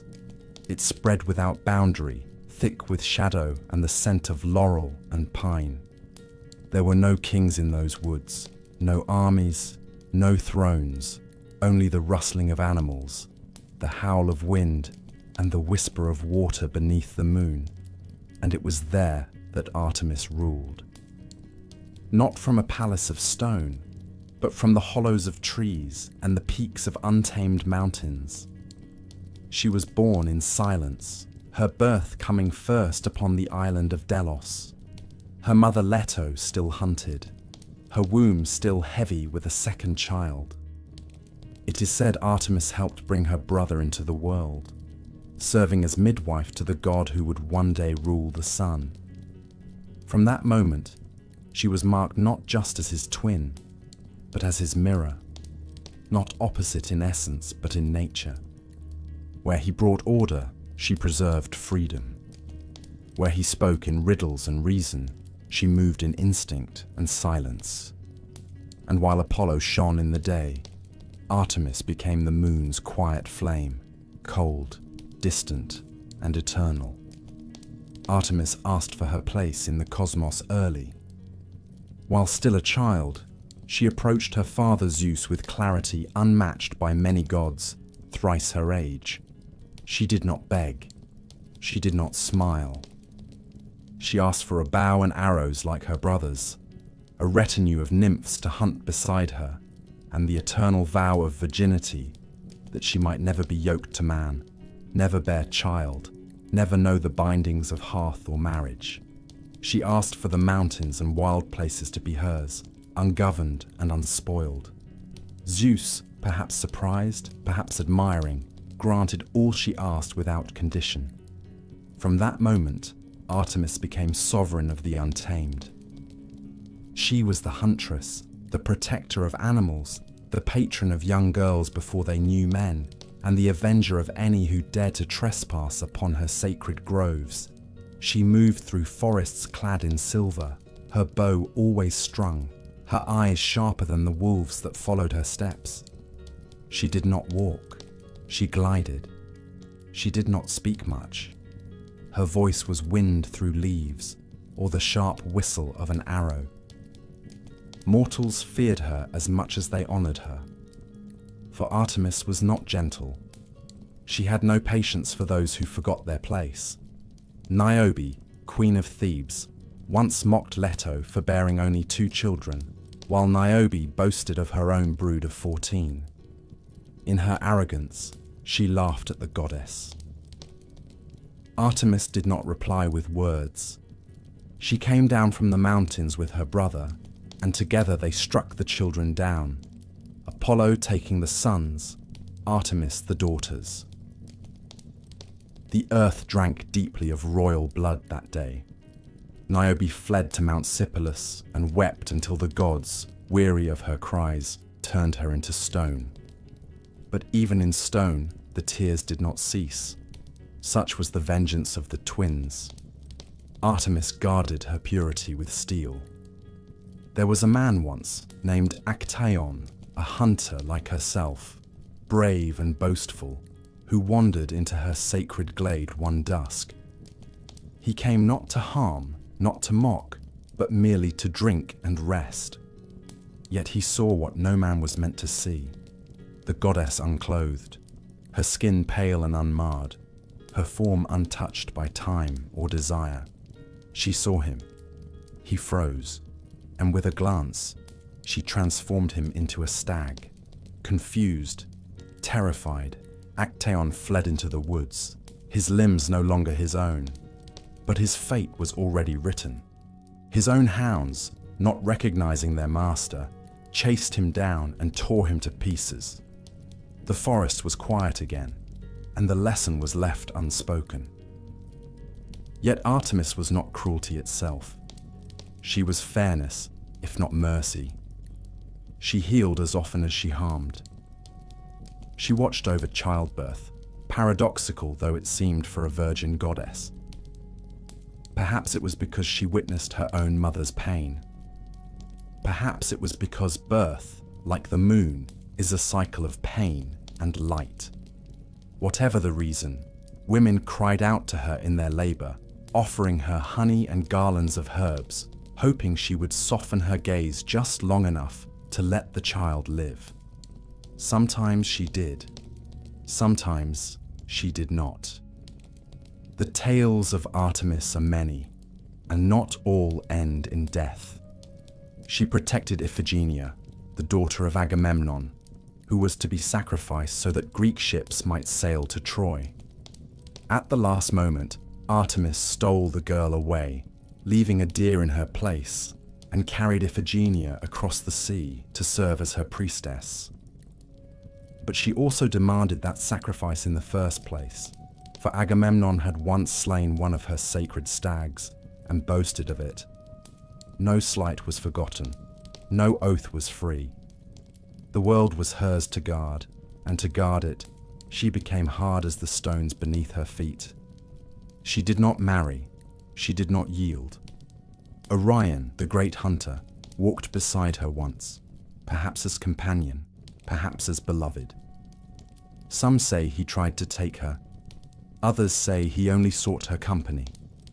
But in every telling, he died, whether slain by Artemis's own arrow, or by Apollo's cunning trick, or by the sting of a great scorpion sent to preserve her solitude, the result was the same. She placed him in the sky afterward, among the stars, but she did not weep. Artemis remains among the most feared and least understood of the Olympians. No temple contains her, no statue captures the chill in her gaze. She is the goddess of the in-between, not death, but what comes just before it, not love, but its untouched shadow. She rules the night, but not in dreams. She rules the forests, but not for their beauty. She exists for herself alone, and the world moves around her. She is the moon above the battlefield, the silence before the arrow flies, the shape in the woods that never quite reveals itself. And even now, in every rustling grove and flicker of silver across a black sky, she is still watching. Before Olympus stood in triumph, before the sons of Cronus tore down their father and divided the cosmos among themselves, the world was shaped by more ancient hands, and its gods were crueler still. The heavens and the earth had once been locked in embrace, with Uranus stretched across Gaia like a shroud of stars. But Uranus feared the children Gaia bore him, those strange and monstrous offspring that did not resemble mortals or even gods, and he buried them in the bowels of the earth, deep beneath her skin. In her pain and fury, Gaia shaped a plan. She fashioned a sickle of flint and placed it in the hands of her youngest Titan son, Cronus, who took it and lay in wait. When Uranus descended once more to press himself against the earth, Cronus rose and struck. The blade flashed through flesh and sky. Blood rained down upon the soil, but the severed genitals, thrown behind him, fell into the sea. There, amid the churning waves and blood-dark foam, something began to stir. The sea hissed and swirled. From its depths rose a woman fully formed, a creature of such unearthly beauty that even the gods paused to watch. Her hair streamed like golden river reeds. Her skin shimmered like pearl. Where her feet touched the surf, flowers bloomed from salt. She came ashore on the island of Cythera, or perhaps Cyprus, for the tales differ, but in every telling, she was radiant and impossible. They named her Aphrodite, she who was born of the foam, and she walked not with thunder or fire, but with the unbearable ache of desire. From her, the world learned to long. She was older than the Olympians, though she would take her place among them. Zeus gave her to Hephaestus, thinking to tame her with loyalty and craft. But Aphrodite was no wife of stone. She belonged to no one. Her beauty was not meant to be bound. She wandered freely, her eyes forever half-lidded, her laughter sharp and soft all at once. The gods desired her, mortals worshipped her, and wherever she went, the air turned heavy. She did not wield a sword. She did not hurl lightning. Her power was subtler and deeper. It slid beneath armor. It crept into the heart. It twisted vows and shattered kingdoms. No fortress could keep her out. No oath could keep her in. Her love was not always kind. For all her grace, Aphrodite was no gentle muse. She was vengeance clad in silk. When mortals dared compare their beauty to hers, they suffered. When women claimed they were more lovely, she answered with curses. When Hippolytus scorned love itself, preferring chastity in the hunt, she set his stepmother's heart aflame with lust for him, and from that fire came ruin. When she favored a man, the gift was as dangerous as any curse. Anchises, a shepherd prince, caught her eye, and she descended to him in disguise, claiming to be a mortal maiden. When he lay with her and later learned the truth, he trembled in fear. She bore him a son, Aeneas, who would carry a dying city's fate upon his back. But Aphrodite never returned to him. Her most enduring affair was with Ares, god of war. Beauty and blood, pleasure and wrath. They were opposites, and they were alike. She met him not in the softness of bedchambers, but in the violent silence after battle. They lay together beneath golden nets, beneath the eyes of Olympus, and for all the mockery that followed, they did not part. She bore him children, Phobos and Deimos, terror and fear, who rode beside their father into battle. She also gave birth to Harmonia, goddess of concord, as if from that union of war and love might come some balance, however brief. But Aphrodite's greatest legacy was not in the bed or on the battlefield. It was in the tale that ignited the greatest war of myth. For it was she who promised Helen to Paris, the prince of Troy, in return for being named the fairest of goddesses. The judgment of Paris was no game. Hera offered power, Athena offered wisdom and victory, but Aphrodite offered love, and that was stronger than kingdoms. Paris chose her, and in doing so, doomed his city. Helen, the wife of Menelaus, was taken, and the Greeks sailed to Troy with fire in their hearts. 10 years of blood followed. Achilles and Hector fell. Priam wept for his sons, and all because Aphrodite whispered in a prince's ear and smiled. Even among the gods, she was feared, not for might, not for wisdom, but for the madness she could inspire. She could make gods crawl. She could make kings grovel. She could turn brother against brother, father against son, with nothing but a glance. Her magic girdle, the cestus, granted irresistible allure to whoever wore it. Even Hera borrowed it once, in her schemes to distract Zeus. Yet Aphrodite herself needed no trinket. Her presence alone was enough to bend the will. She was not cruel for cruelty's sake, but she was not merciful. She did not love with patience. She did not nurture. She consumed. And yet the world worshipped her. Temples rose across the aisles. Statues of smooth marble, eyes cast down in longing, stood in her honor. Men and women alike burned incense at her altars, not out of fear, but out of hope.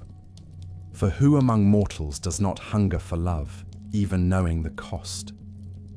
Aphrodite, born from the wound of the sky, carried within her the contradiction of all creation, that beauty is both blessing and burden, that love can build kingdoms and unmake them in the same breath, that desire does not yield to law or wisdom or even war.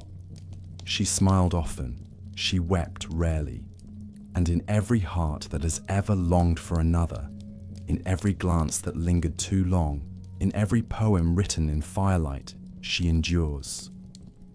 Among all the gods who sat upon Olympus, cloaked in glory and wreathed in beauty, none bore more scars, none carried a heavier silence than Hephaestus. He was the god of the forge, the shaper of divine will made iron and gold, and yet he was born into the world not with songs and celebration, but with rejection. In the oldest tales, he was cast from the heavens by his mother Hera, who upon seeing her son twisted in leg and form, recoiled with such horror that she flung him from Olympus before he could even cry. He fell for a day and a night, tumbling through cloud and wind, until the sea took him in. There, beneath the waves, he was pulled from the water by Thetis and Eurynome, two sea goddesses, who raised him in secret, far from the laughter of his kin, far from the golden spires and feasts of the immortals. The boy who fell became the man who built. In the deep caverns of the sea, among the fire-warmed stones and singing currents, Hephaestus learned to master the craft of fire.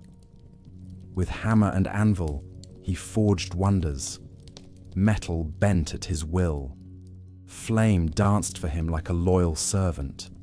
His arms, though not graceful, grew strong. And in the echoing dark he made things that had never existed before. Mechanical women of bronze, living tools of gold, chains so fine they could not be seen. His work was not born of joy. It was born of silence, of exile, of the long bitterness that festers in the heart of the forgotten. He sent his mother Hera a gift, a throne more splendid than any in the halls of Olympus, etched with silver vines and golden beasts that shimmered when touched by light. But when she sat upon it, the trap was sprung. She could not rise. The throne bound her, gripped her like the judgment she had once passed without thought. The gods begged Hephaestus to release her. They came in turns, with flattery, threats, and bribes. But he refused them all. He had known the sea's cold embrace.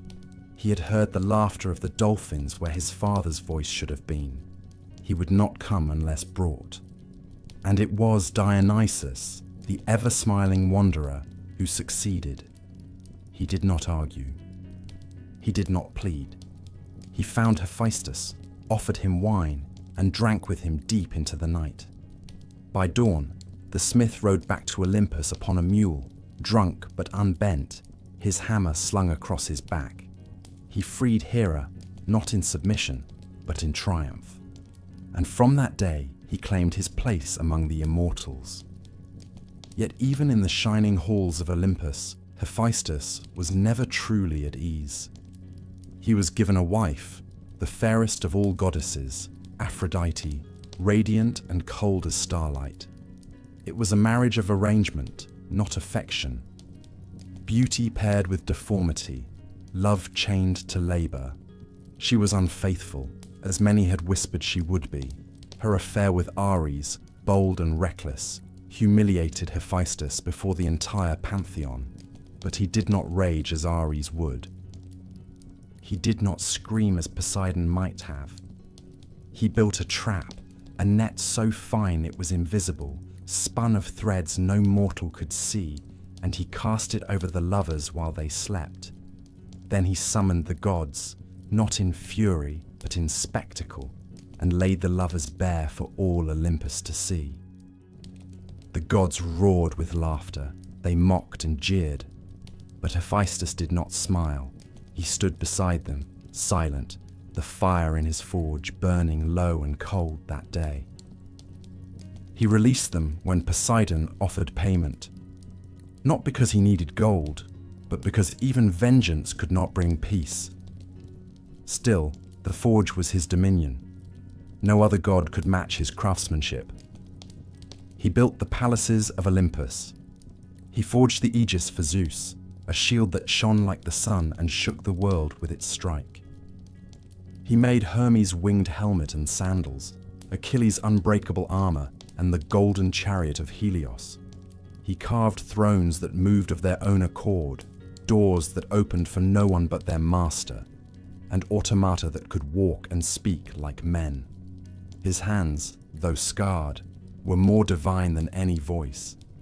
His forge was not only the beating heart of Olympus, it was its memory, its legacy, its armor, and yet he was always alone. In later tales, Hephaestus took revenge more quietly. He built Pandora, the first mortal woman, at the gods' command. Crafted of clay and spirit, blessed with gifts from each of the Olympians, she was made beautiful beyond measure. But Hephaestus, who gave her form and breath, knew what she would carry. She was no blessing. She was a vessel, a punishment wrapped in gold.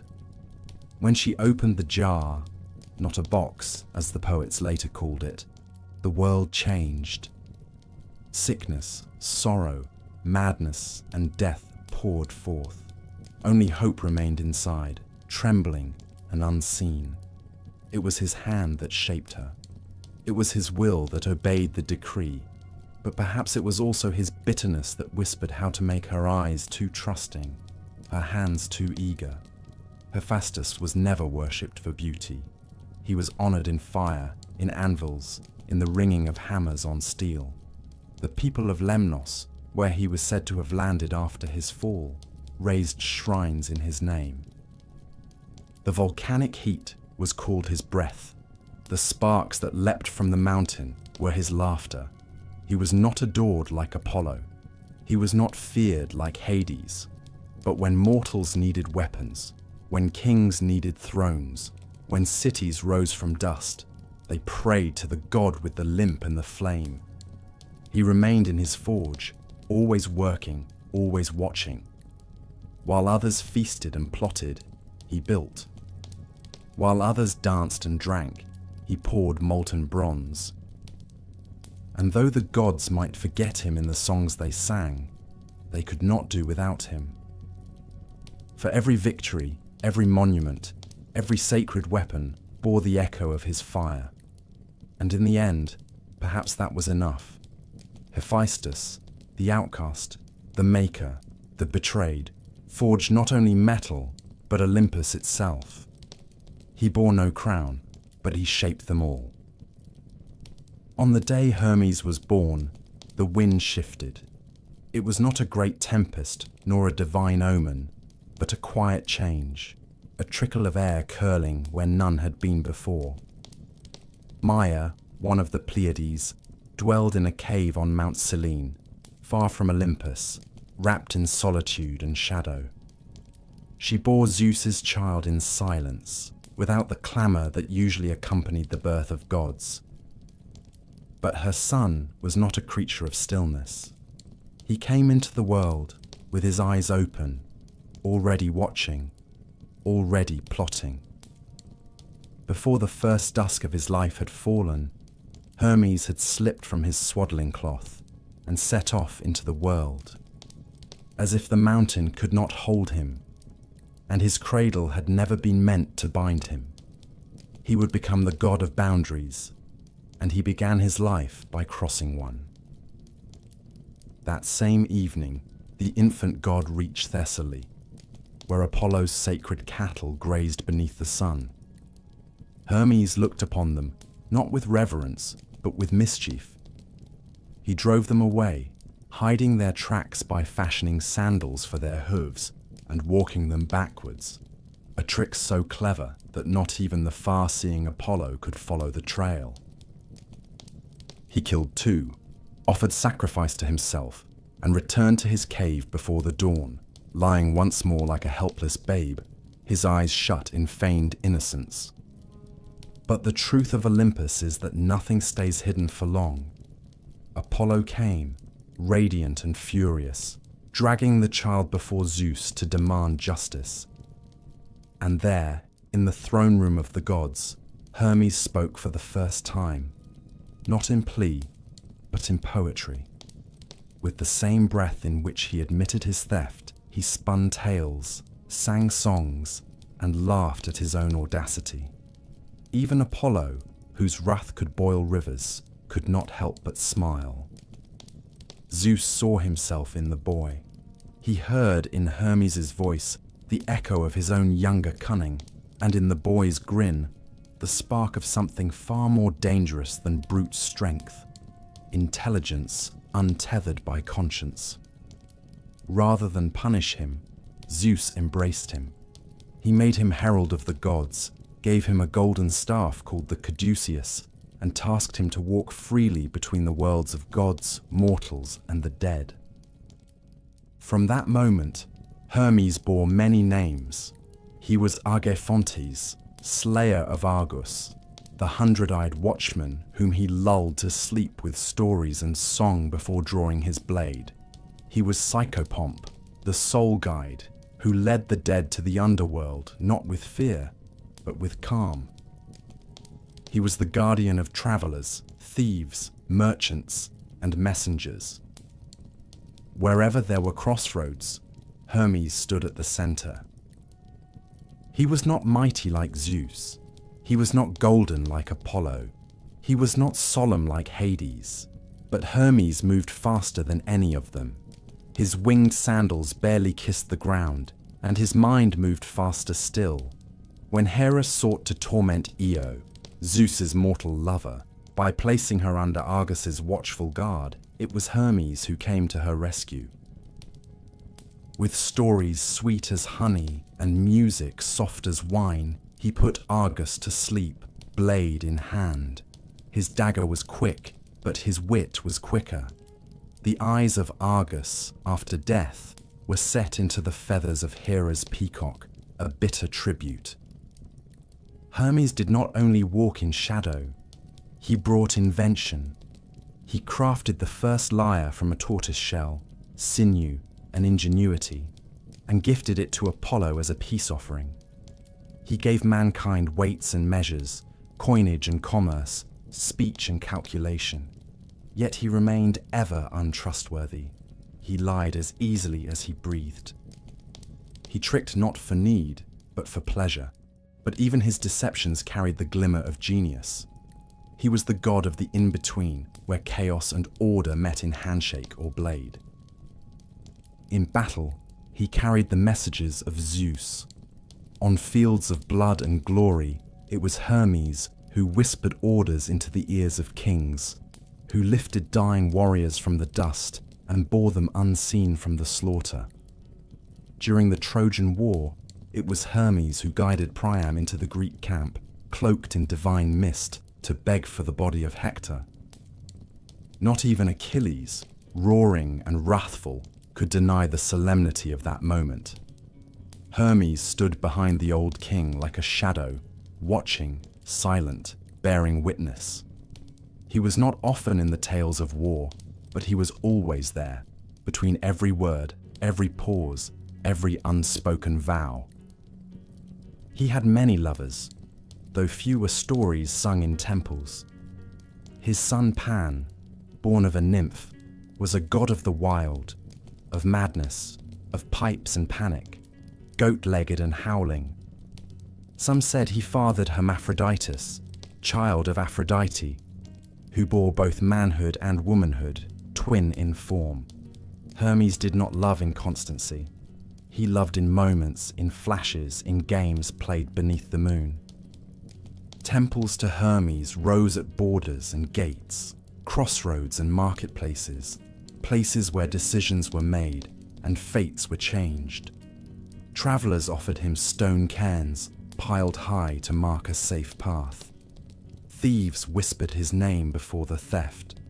Merchants carved his image into their scales, and the dying, as they gasped their last, hoped to see him not in wrath, but in mercy, to have their souls carried not by darkness, but by a figure who smiled, even at the end.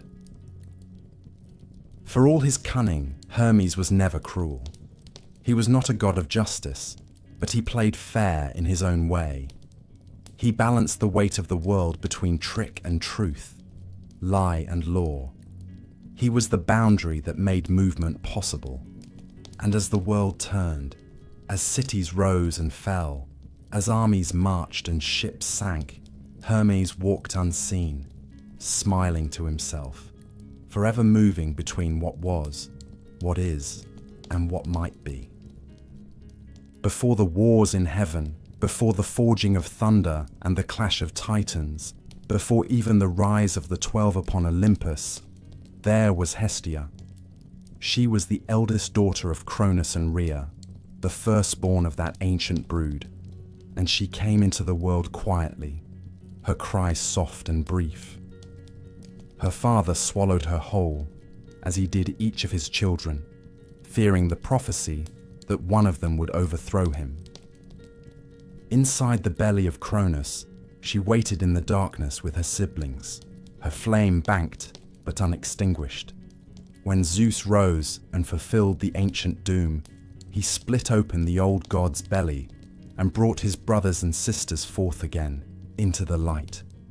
Hestia was the last to be freed, though she had been the first to be taken. Yet she bore no resentment. She emerged not in fury, but in peace, as if her long confinement had only deepened her stillness, and from that moment she asked for little. While her brothers sought dominion over sea and sky, and her sisters turned their eyes to wisdom and harvest, Hestia chose the hearth. She asked Zeus for no temples, no golden chariot, no armies to bear her name.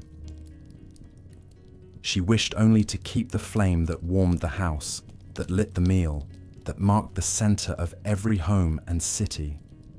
She became the goddess of the hearth, and in that small, humble choice, she claimed a power deeper than any thunderbolt.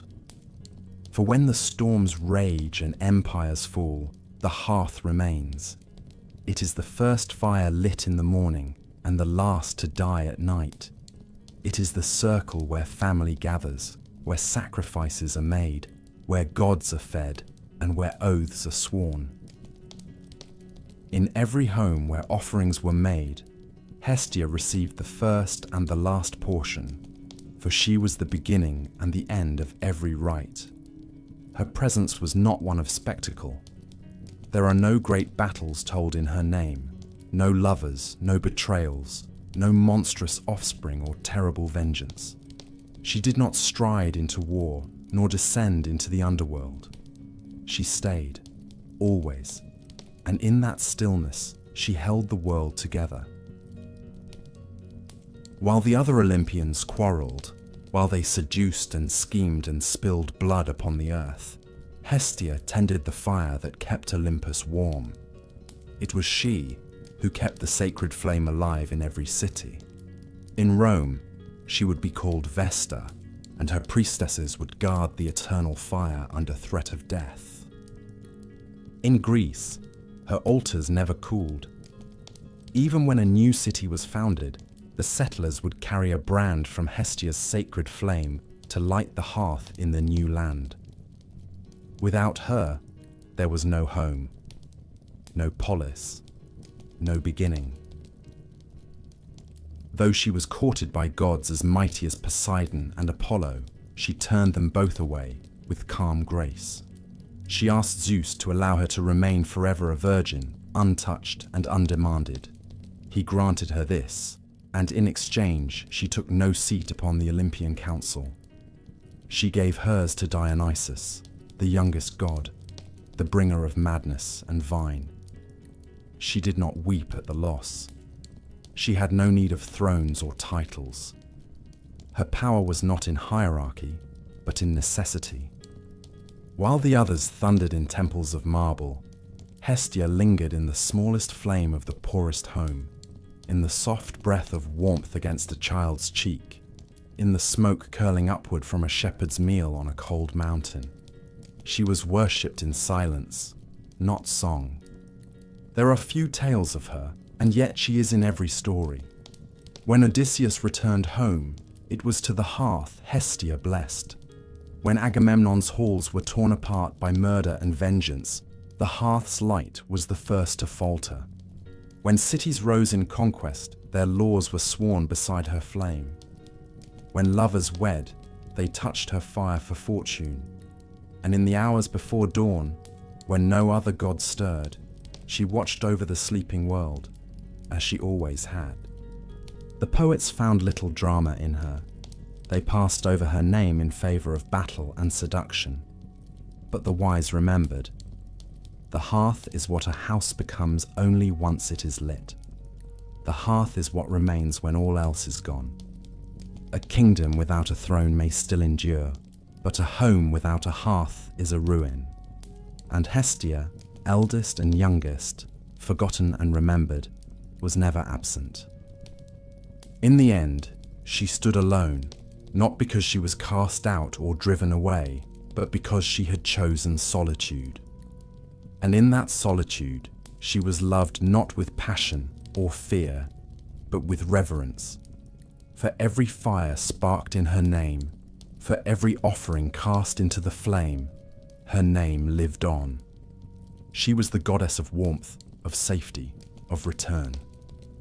When men lost everything and came back to ashes, it was Hestia's breath that stirred the first smoke once more. She needed no myth. She was the quiet truth beneath them all. Among the Olympians, there were gods of sky and gods of sea, gods of war and fire and wine, but only one whose sorrow could wither the earth, whose grief could turn abundance into dust. Demeter, the daughter of Cronus and Rhea, was the goddess of the grain, of harvest, of tilled fields and golden stalks. She was not clothed in jewels or crowned in light.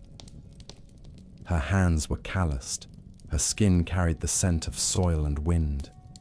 She wore the green mantle of spring and walked barefoot across the furrows of the earth.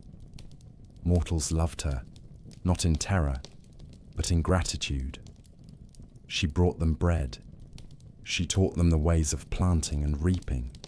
Without her, kings starved like beggars, and cities cracked open like husks. Yet Demeter's heart, though broad as the plains of Arcadia, was ruled by one love above all, the love of her daughter. Persephone was born of Zeus, fair as a new bloom, laughing as she danced among meadows and rivers, untouched by shadow, her footsteps light as petals. She was her mother's joy and mirror, and Demeter never let her far from her sight. The gods watched her grow. Even Hades, stern and silent in his kingdom below, watched her. His heart, which had never known longing, stirred at the sight of her youth. He said nothing to Demeter. He sought no blessing. He rose from the underworld in a chariot, black as pitch, drawn by horses whose breath smoked like fire, and seized the girl as she picked flowers in the vale of Nysa. The earth yawned open. The meadow was split, and by the time her companions screamed, Persephone was gone. Demeter searched the world. She walked across the fields she had once blessed, her hair unbound, her robes torn, her voice hoarse from calling. For 9 days and nights, she wandered without food or rest, bearing torches in both hands. Not even the gods dared to speak to her, for her grief was a storm without lightning, a silence more terrible than rage. She came at last to the house of Hecate, who had heard the girl's cry, and together they turned to Helios, the all-seeing sun. It was he who told the truth, that Hades had taken her, and that Zeus, father and king, had given his silent consent. Demeter turned away from Olympus. She cast off her divinity and walked the earth as a mortal. She came to Eleusis, where she sat beside a well, cloaked and unrecognizable. The daughters of King Celeus found her there and brought her to their mother, who welcomed the strange woman into her home. Demeter nursed the queen's son, Demophoon, and in secret tried to make him immortal, laying him in fire each night to burn away his mortal weakness. But the queen saw and screamed. The ritual was broken. Demeter revealed herself not in wrath, but in sorrow, and in her grief, she cursed the land. Nothing grew. The grain rotted in the field. Trees bore no fruit. The rivers ran slow and silted. Famine crept across the world like a shadow, and the smoke of dying hearths rose toward Olympus. Men and women prayed, not for favor, but for survival. And finally, Zeus relented. He sent Hermes down into the underworld to bring the girl back. Hades did not fight. He spoke gently, with the voice of a husband who knew he had done what could not be undone. He offered Persephone a throne beside his own. She had not wept. She had not screamed. But her silence had hardened, like the roots of old trees. And before she left, she took from him a single fruit, a pomegranate, blood red and bitter. She ate 6 seeds. So it was that Persephone returned to the world above, and the fields wept with joy. Demeter ran to her daughter, held her as if she could never let go. But the fates do not forget. Because she had eaten of the food of the dead, Persephone could not remain. For 6 months of the year, she would walk beneath the sun, and the flowers would bloom in her wake. But for 6 months more, she would return to the realm of shadows, a queen not stolen but enthroned, and the earth would mourn. In her sorrow, Demeter withholds her gifts. The winds grow cold, the trees cast off their leaves, the fields turn to frost. And so the seasons came into the world, not by decree, but by love, lost and regained, again and again. Demeter accepted this bargain, though her heart never healed. She founded the Eleusinian Mysteries, rites so sacred and secret that even the poets dared not write them down. They promised a glimpse of Persephone's path, a hope of rebirth, the whisper that death was not the end. Mortals came from every land to walk the sacred road, to be initiated into her rites. They fasted and prayed and wept. And in the dark, they saw something bright, a memory, a promise, a mother's fire. Demeter was not often seen upon Olympus. She kept to the fields, to the temples where fires were lit and loaves were broken. She was no queen of thunder or tide, but when the people ate, they named her first. And when the snow fell and the harvest failed, they knew it was because a mother waited for her child to rise from the dark once more. Persephone was not born for darkness. She came into the world beneath the eyes of Demeter, her mother's laughter woven into her breath, her skin the color of ripened grain. She was called Kor, the maiden, the flower of spring. In the meadows of the mortal world she danced, untouched by age or grief, and wherever her feet touched the grass, wildflowers burst from the soil.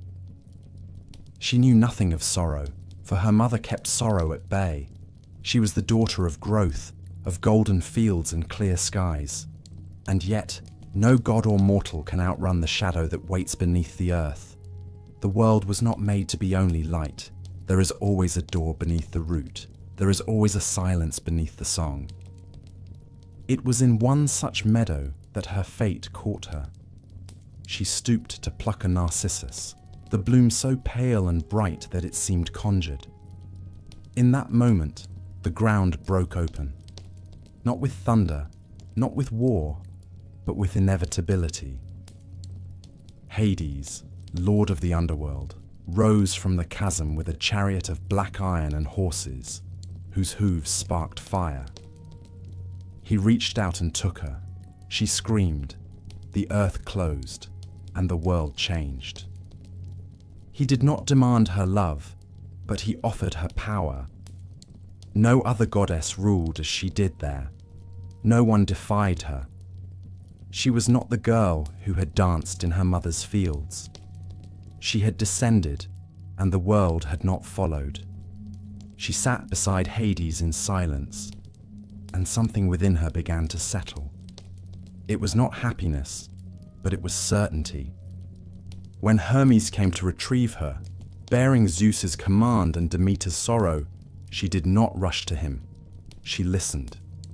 She weighed the world she had left against the one she had come to know. And then, as if she knew what must come, she ate. 6 seeds of a pomegranate, crimson and bitter. It was a choice, or perhaps the memory of one. The fruit bound her to the underworld, not forever, but for part of the year, half in shadow, half in light. Bride of 2 worlds. When she returned to her mother, spring followed. The trees blossomed, the frost melted, the birds returned. But Kor was gone. She was Persephone now. She had seen the dead. She had ruled them. She had worn the iron crown. And though she smiled for her mother, there was a quietness in her eyes that had not been there before. She did not speak of what she had seen. Those who die do not return, but she had. And in her return was written the cycle of all things, the seed, the stalk, the harvest, and the fall. In the underworld, she came to be feared and worshipped as much as her husband, not for cruelty, for justice, for knowing. The Erinyes, the Furies, served her as they served him. The souls of the dead knelt before her as queen. She was not warmth, but she was not cold. She was the stillness in the tomb, the rustle of poppies at a grave, the soft voice that reminds mortals that all things must sleep, even gods. She was honored in Eleusis beside Demeter, in rites that whispered of death and rebirth. Initiates carried torches and fasted, seeking a glimpse of her path, the promise that even in death, something stirs. She was not sung of in war. She was not invoked by sailors or kings, but every field bowed to her. Every grave was hers. Every mother who buried a child cried out to her in silence. Persephone did not choose her fate, but she shaped it. She wore no chains. She was not weeping in the dark. She was sovereign. And each year when she rose from the underworld and the crocus bloomed, she reminded the world that even what is lost may return, though never unchanged. Her story was not tragedy. It was truth. That joy and sorrow are never far apart, that the earth feeds on both. And so she endures, in myth and memory, queen of spring and shadow, a goddess not of one realm, but of the threshold between. Long after the thrones of Olympus had been carved from cloud and marble, long after the Titans had been bound and the world divided between sky and sea and shadow, there came one who did not belong. He was not born into the cold splendor of Olympus, nor did he rise with spear or thunder in hand. Dionysus came into the world in secrecy, in sorrow, and in fire.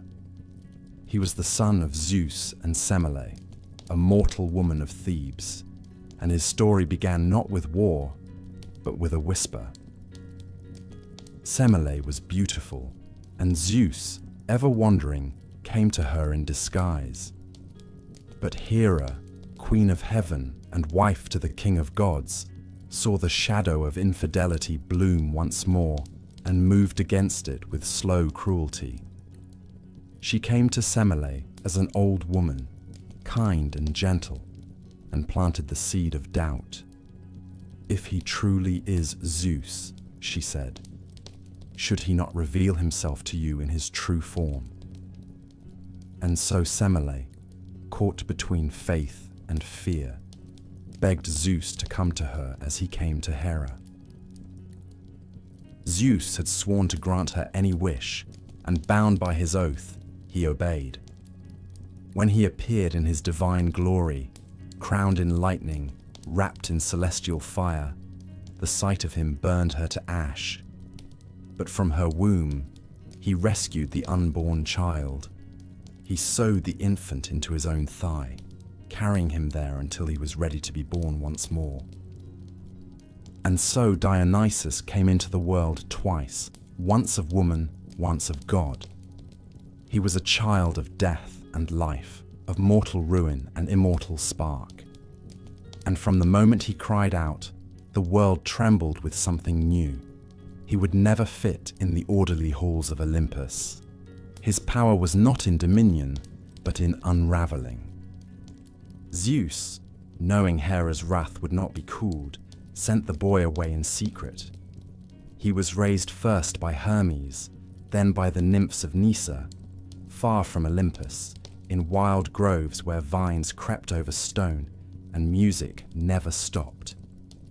There, Dionysus grew not like Apollo, straight and golden, but sideways, curling like ivy. He discovered the grape, the press, the cup. He drank, laughed, wept, danced, and taught others to do the same. But his joy was not simple. It was dangerous. Wherever he walked, reason softened, and the walls men built between themselves and their beasts cracked. As he grew, he wandered. He was a god without a home. He moved through Phrygia, Thrace, India.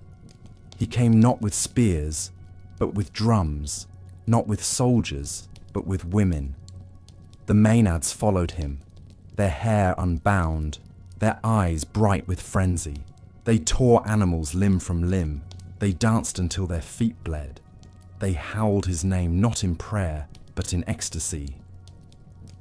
He was the god of wine, but not the mild sip of a cup in a king's hand. He was the god of intoxication, of letting go, of losing oneself in something greater, in madness, in music, in ritual. Yet those who denied him suffered. Pentheus, king of Thebes, cousin to Dionysus, mocked the god, called him a fraud, and forbade his worship. Dionysus came to him in disguise, soft-spoken and persuasive. He lured the king to the forest, dressed him as a woman, and led him to the Maenads. In their frenzy, they mistook him for a beast. His own mother, Agave, struck the first blow. When her eyes cleared, she saw the truth too late. She carried her son's head on a thyrsus, shrieking in triumph, and the god was nowhere to be seen. Dionysus did not rage. He did not raise his hand.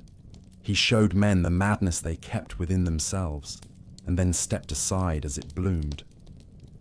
He returned at last to Olympus, not with supplication, but with inevitability. The 12 thrones were set, but Hestia, eldest and humblest, surrendered hers, and Dionysus, youngest and wildest, took it. He belonged not by birthright, but by proof. He had walked the world. He had shown mortals both delight and despair. He had died and returned. No other god could say the same. Dionysus became a symbol not only of joy, but of paradox. He was the god of theatre, where truth is hidden behind masks. He was the god of wine, which heals and destroys. He was the god of ritual madness, of possession, of that thin and trembling line between ecstasy and horror. His temples were forests. His rites were secret. His followers laughed with tears in their eyes. His was not the worship of reason, but of surrender. He was never truly tame. Even among the gods, he moved like smoke. One moment, a laughing youth with ivy in his hair, the next a grim figure crowned in serpents. His power was not forged in battle. It was awakened in revelry. His victory was not over monsters, but over restraint itself. And in every cup of wine, in every dance that forgets the world, in every mask that hides a second face, Dionysus still moves. He was twice born. He was never meant to rule, but he made the world feel what it feared to admit. That order is a lie, and beneath the stone temples and sacred laws, there waits the truth of frenzy, of transformation, and of letting go. The gods of Olympus no longer walk among us. Their temples have crumbled, their oracles have gone silent, their statues lie buried beneath moss and ash. but they were once everywhere. Their names were whispered with awe, carved into stone, etched into the hearts of kings and slaves alike. They shaped the lives of mortals with laughter and wrath, lust and vengeance, caprice and favor. They governed not from some distant heaven, but from mountaintop palaces just out of reach. They were not perfect. They were not always just, but they were present, a mirror to the mortal soul, magnified to divine proportion. And yet, time is the one god no other can defy. The old rites faded.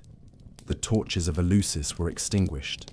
The feasts of Dionysus gave way to altars of another kind. Temples that once rang with song now house sheep and dust. And still, the Olympians endure. Not in thunder, not in glory, but in stories. They live in the rustle of pages, in the hush before a tale begins, in the hush after it ends. Their myths are not forgotten. They have merely changed their form. Zeus, who once ruled the skies with a clenched fist, now appears in the faces of kings, fathers, and tyrants. Poseidon, who shattered islands with his rage, is felt in every storm and shipwreck. Athena stands behind every wise decision, every clever war, every noble city. Apollo lives in music and prophecy, in the fever dream of art and sunlight. Artemis remains in forests untamed, in moonlight that touches the lonely path. Ares is found in every battlefield, not with a spear, but in the roar of bombs and the silence that follows. Hephaestus is there in the ring of hammer on steel, in every bridge and weapon, in every machine that bears man's ambition and suffering. Hermes flickers in every message, every word carried swiftly across continents, in every thief's grin. Hestia burns in every hearth, in every act of welcome, in the quiet center of a home. Demeter waits with the seeds, with the plough, in every famine and harvest. Persephone walks alongside every mourner, her hands cool and steady, the promise of spring in her eyes. And Dionysus dances still, in the revel, the madness, the ecstasy that tears the world open and rebuilds it again and again. Some say the gods were never real, that they were dreams born of fear and firelight, but others say they were more than real. They were necessary, not because they were gods, but because they were us, made immense. They fought, they loved, they betrayed, they forgave. They demanded worship, not to be adored, but because through them, mortals could glimpse something beyond themselves. The divine was never meant to be distant. It lived in the soil, the sea, the blood. It still does. In the end, Olympus was never only a place. It was a mirror. It was the high place where men looked up and saw something like themselves, writ vast and terrible, beautiful and broken. And though the gods no longer answer prayers, though no thunder rolls in reply to offerings burned, their stories remain. They endure because we endure, and perhaps that is their truest immortality. When the wind rises through the ruins of Delphi, when the moon casts shadows across a forgotten altar, when a story is told by firelight and a child's eyes widen with wonder, the gods stir, not in power, in memory, in myth, and in that, they remain eternal.